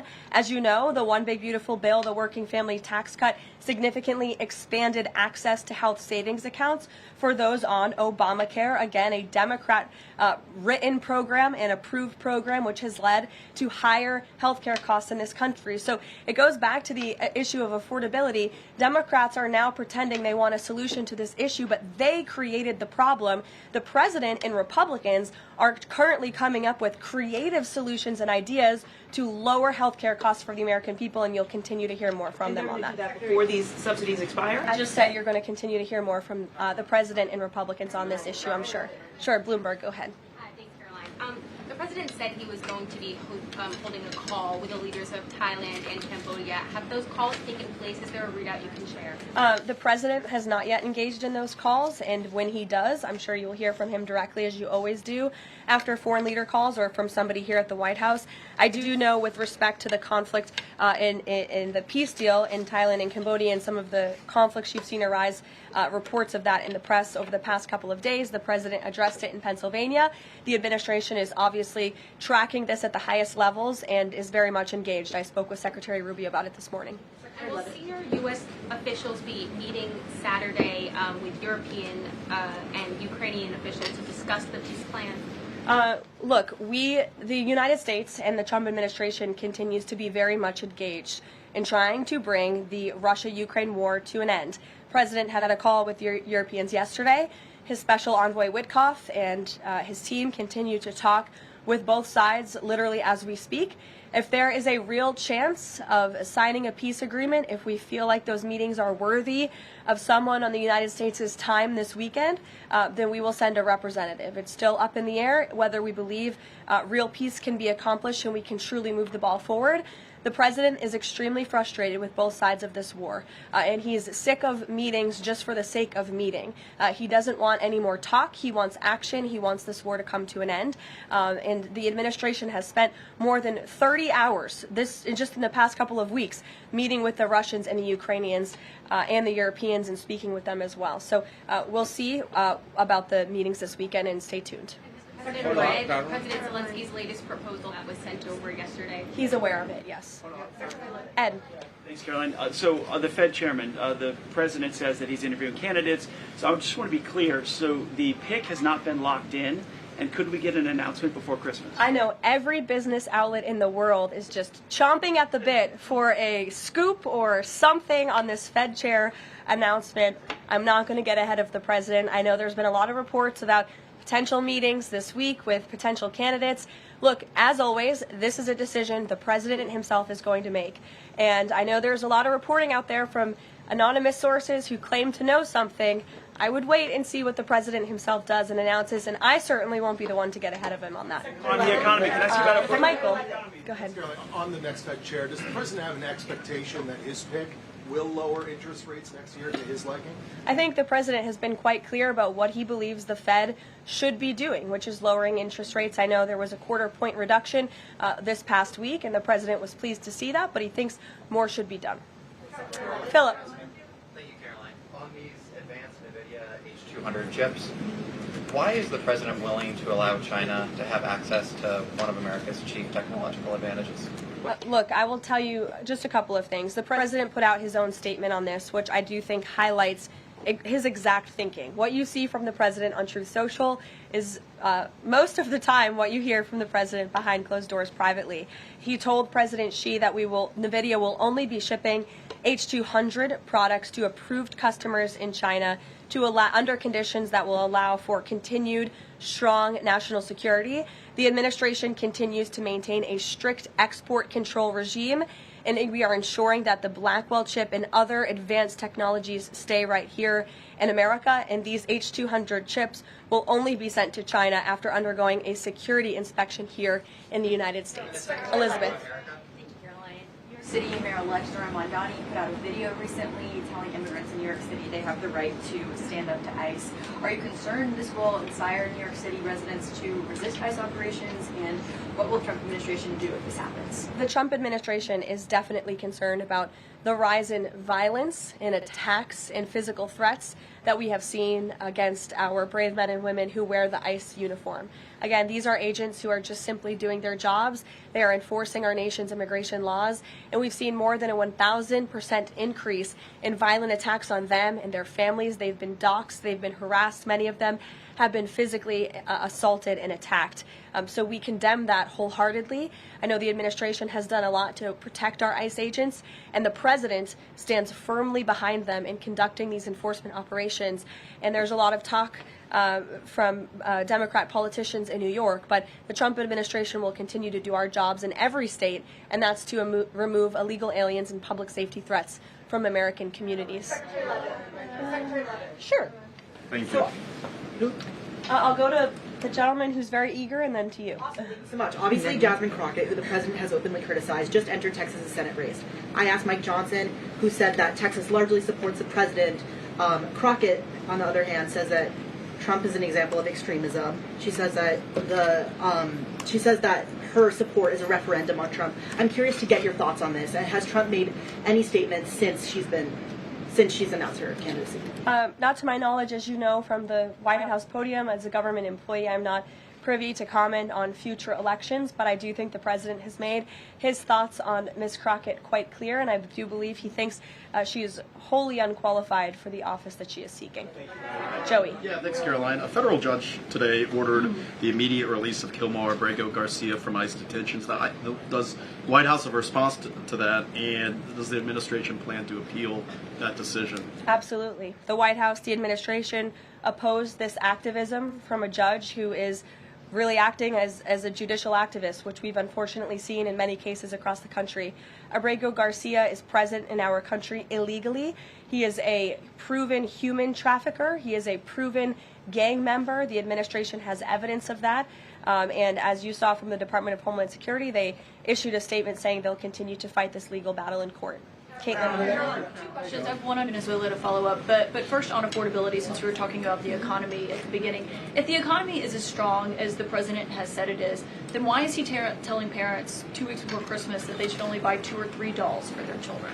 Look, what the president is saying is that if we want products made right here in America, if we want them to be made from American small businesses, which is a large part of the reason the president has effectively implemented tariffs, then we're going to have better quality products right here in the United States. Maybe you'll pay $1 or $2 more, but you will get better quality, and you'll be supporting your fellow Americans by buying American, and that's what the president was saying.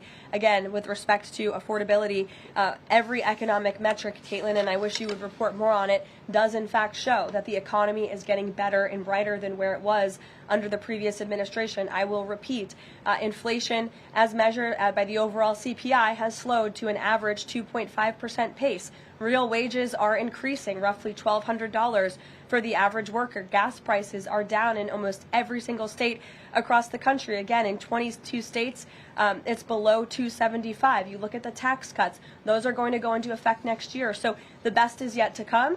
The president is digging our country out of the economic hole that the previous administration put us in, and that's what he's talking about. It was a year ago ago, as you know, and grocery prices have been up. So we've covered the economy, but there's mixed signals in terms of what that looks like. But on Inflation is down from where it was. As measured by the overall CPI, it has slowed to an average 2.5% pace. This is down from what the president inherited. The president inherited 2.9% in January. Today it's at about 2.5%. So we're trending in the right direction with more to come. And I would remind you, when President Trump left office in his first term, inflation was 1.7%. And the previous administration jacked it up to a record high 9%. So again, in 10 months, the president has clawed us out of this hole. He's kept it low at 2.5%, and we believe that number is going to continue to decline, especially as energy and oil prices continue to decline as well. It wasn't high under Biden. They're just saying it's not. Well, nobody reported on it being high under Biden. My predecessor was standing at this podium, but now you want to ask me a lot of questions about it, which I'm happy to answer. But I will just add, there's a lot more scrutiny on this issue from this press corps than there was. Well, and the previous administration said that too. My predecessor stood up at this podium and she said inflation doesn't exist. She said the border was secure. And people like you just took her at her word. And those were two utter lies. Everything I'm telling you is the truth backed by real factual data. And you just don't want to report on it because you want to push untrue narratives about the president. Go ahead.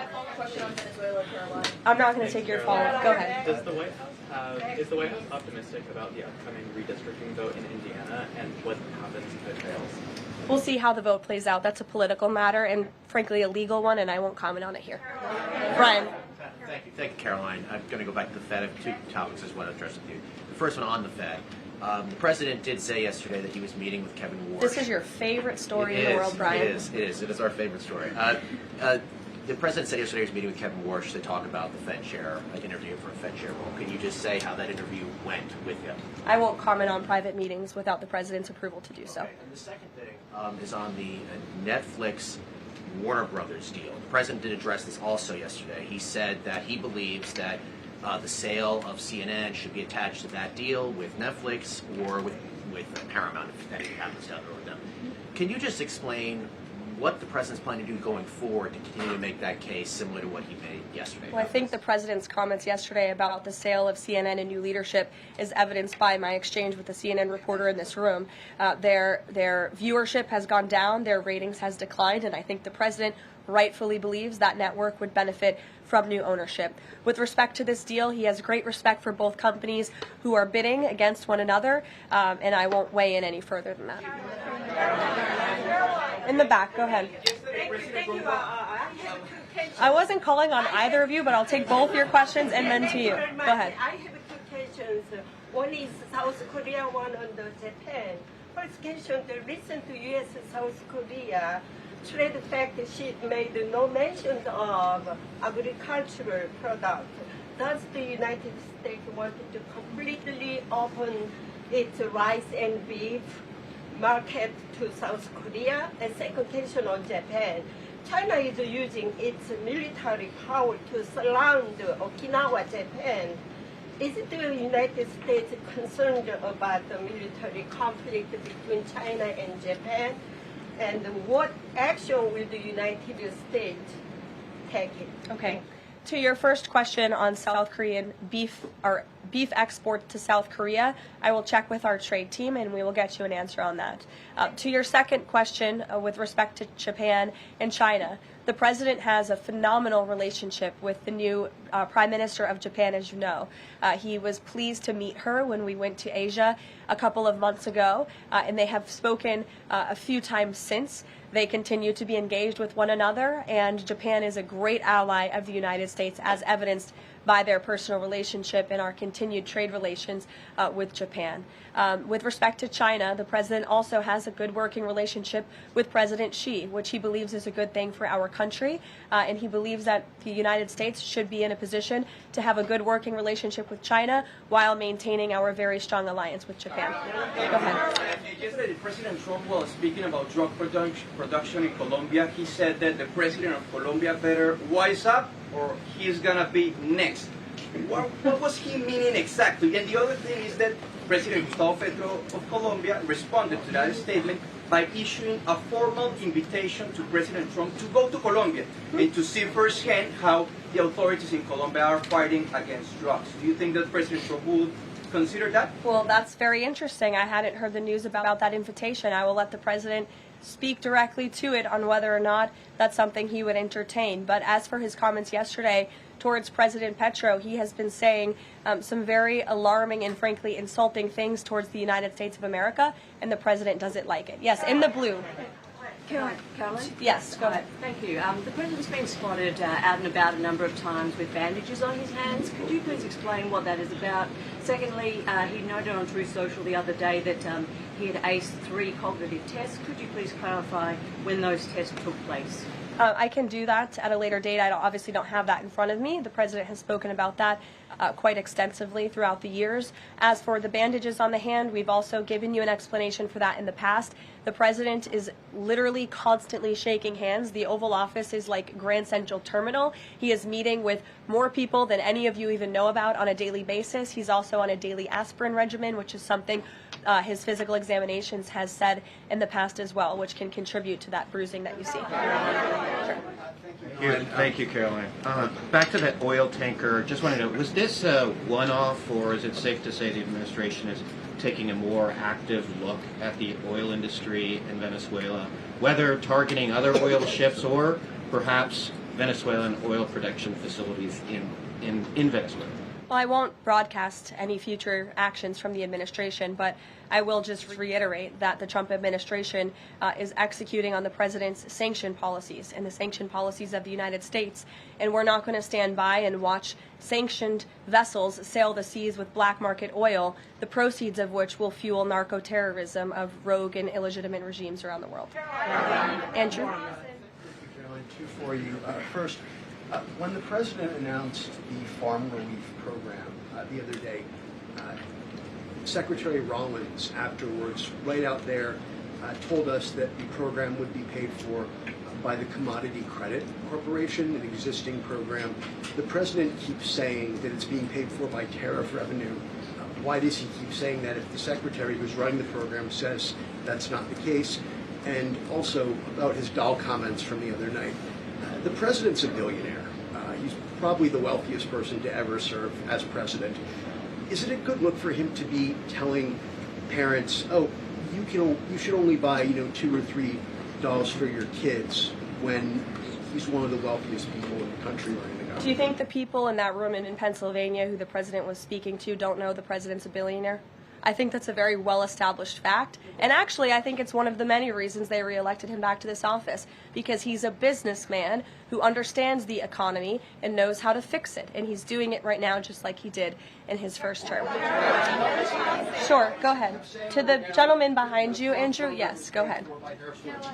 Go ahead. Thank you, Caroline. On Gaza, we heard the president say yesterday that the Board of Peace members are going to be announced early next year.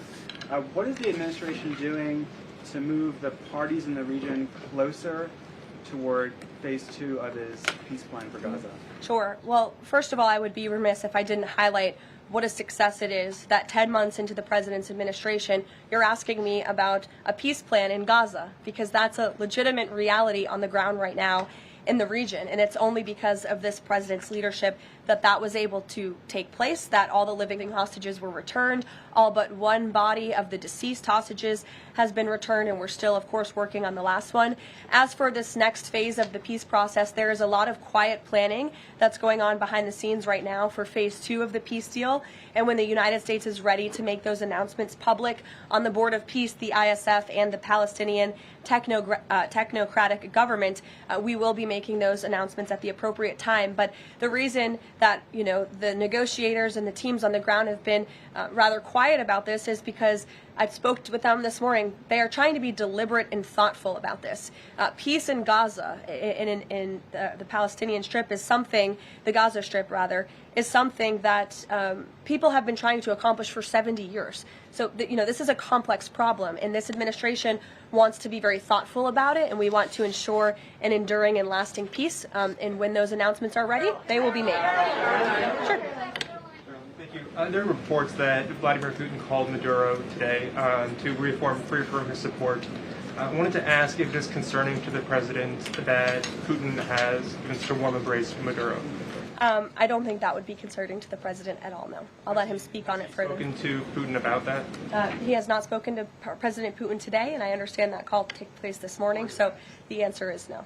Thanks. I have a question about the ACA, but just first very quickly clarifying Caitlin's question. You acknowledged that CPI in January when you took office was 3%, and in September, the last month for which we have data, it was also 3%, so inflation. No, it's 2.5%. Not in September, it was 3%. It's 2.5%. The average CPI right now, I have it in front of me. In President Trump's first 8 months in office, inflation as measured by the overall consumer price index has slowed to a 2.5 average pace. This is down from the 2.9% inherited in January. January is 1 month. In the back. Okay, can I ask you about the ACA really quickly? There are a number of plans that are floating around on the Hill right now having to do with these premium subsidies that are about to expire. Which plan does the White House support?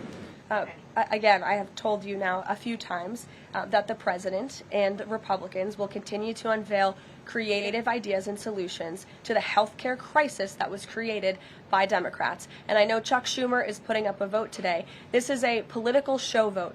Chuck Schumer is not sincerely interested in lowering healthcare costs for the American people. He's putting this vote on the floor knowing that it will fail so he can have another talking point that he can throw around without any real plan or action. If Chuck Schumer actually wanted to lower healthcare costs, I'm sure the president would welcome him and his entire Democrat caucus to a legitimate coordination on the president's policies of bringing down drug prices, these most favored nation deals. Why hasn't Chuck Schumer ever come out in support of those? Those are going to legitimately, they already are, lower drug prices for the American people. And not a word from Chuck Schumer on it. So I think that just proves this is completely political. Kelly, go ahead. On Venezuela, does the president consider the seizure of the oil tanker an escalation or a step towards war with Venezuela? I think the president considers the seizure of the oil tanker as effectuating the administration's sanction policies, which I've already discussed previously. Potential invasion or potential land strikes in Venezuela aligned with the president's supporters, the MAGA base, does it risk the potential for a prolonged war and U.S. troops involved in that? Prolonged war is definitely not something this president is interested in. He's been very clear about that. He wants peace.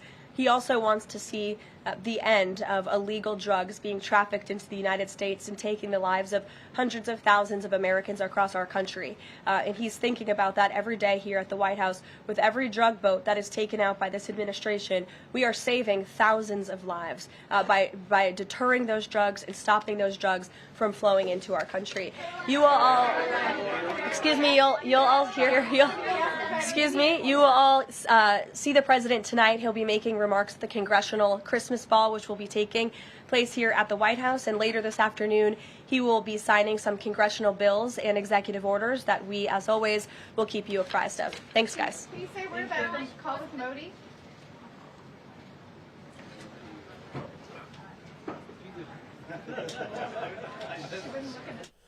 And some breaking news during the press briefing. The United States Senate blocked votes on two competing proposals aimed at addressing rising health care costs and the expiring Affordable Care Act, otherwise known as Obamacare, or the Unaffordable Care Act, depending how you look at it. Senators may bring these bills further for debate, but they do go into a Christmas recess come December 22nd, and the subsidies will expire at the end of the month. So we'll watch that story closely as we were able to address some of those healthcare concerns with Senator Tuberville during our interview, our exclusive interview with him just yesterday that ran earlier in this broadcast. If you'd like to scrub back and view that. A programming note for tonight, 5 o'clock, we will have an hour early Eastern, 5 o'clock Eastern for The Voice of Reason this evening, and then continued coverage with Matthew Alvarez at 7:45 Eastern for that congressional ball that Secretary Karoline Leavitt was mentioning earlier.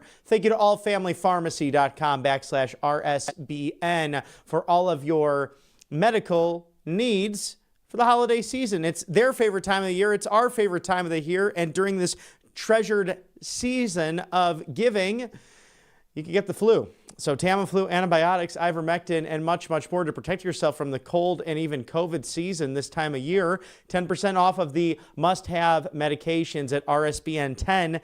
That's 10% off using the QR code now. All reviewed by a licensed U.S. doctor. It gets to your door in days. These off-label generics can truly save your life, and your pharmacy down the street might not even prescribe it in the first place. I know mine does it when it comes to NAD+, hydrochloroquine, methylene blue, emergency medical kits, and much, much more. 300+ options at allfamilypharmacy.com/RSBN. You can take these on the road with you, too, going to see family and friends this Christmas season. Thank you to Monetary Gold for Wealth and Preservation Securities. Call today. Do not delay. It's 888-617-7994. Get that presidential gold guide and learn how you can remove those annual IRA fees permanently for life. Get them out of your way if you qualify. RSBNforthegold.com. That's RSBNforthegold.com. You've worked hard for your wealth, your pensions, your retirement. You might as well use gold and silver to diversify, but also maybe buy that first property or even create generational wealth for you and yours. Again, a programming note for tonight, 5 o'clock, the Voice of Reason, and then we'll be back at it with you at 7:45 as well. So RSBN in the prime time, not to be missed this evening. Get all America First updates and exclusive offers at rsbnetwork.com/newsletter. What you'll find there is an in-depth look by our amazing op-ed contributors, authors, writers, and journalists looking into a deep dive on countless different issues facing the United States of America in this golden era. rsbnetwork.com/newsletter. You can like, share, and subscribe and tell all your friends about Right Side Broadcasting Network as we gear up your go-to live desk, ready to hit the road again for the 2026 midterms. For all of my colleagues here on the right side of history, thank you for tuning in today for this press briefing and for our commentary and exclusive interviews. Come back, see us tonight at 5 o'clock for the Voice of Reason, then 7:45 Eastern, as Matthew Alvarez will cover that congressional ball tonight. I'm Robert McNeely. Have a wonderful, blessed Thursday, and we'll see you here very soon on the right side of history.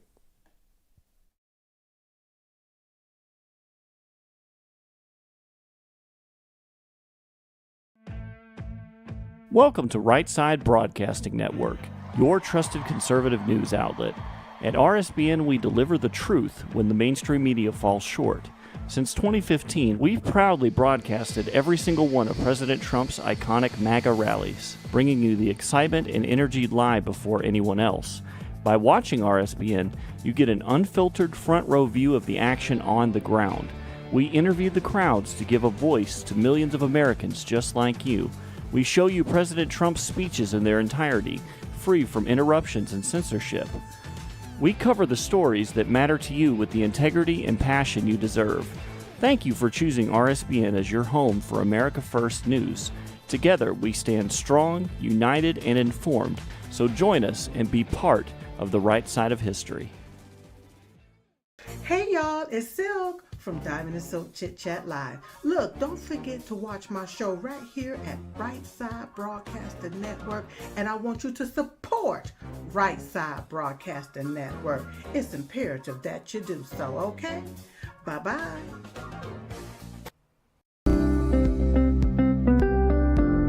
allfamilypharmacy.com/RSBN. You can scan that QR code now, RSBN10. That is the code, easy to remember, for 10% off. This is ivermectin, hydrochloroquine, antibiotics that will save you and yours from bacterial and viral infections, NAD+, and much, much more. 200 essential medications and emergency medical kits, the meds you trust delivered to your door.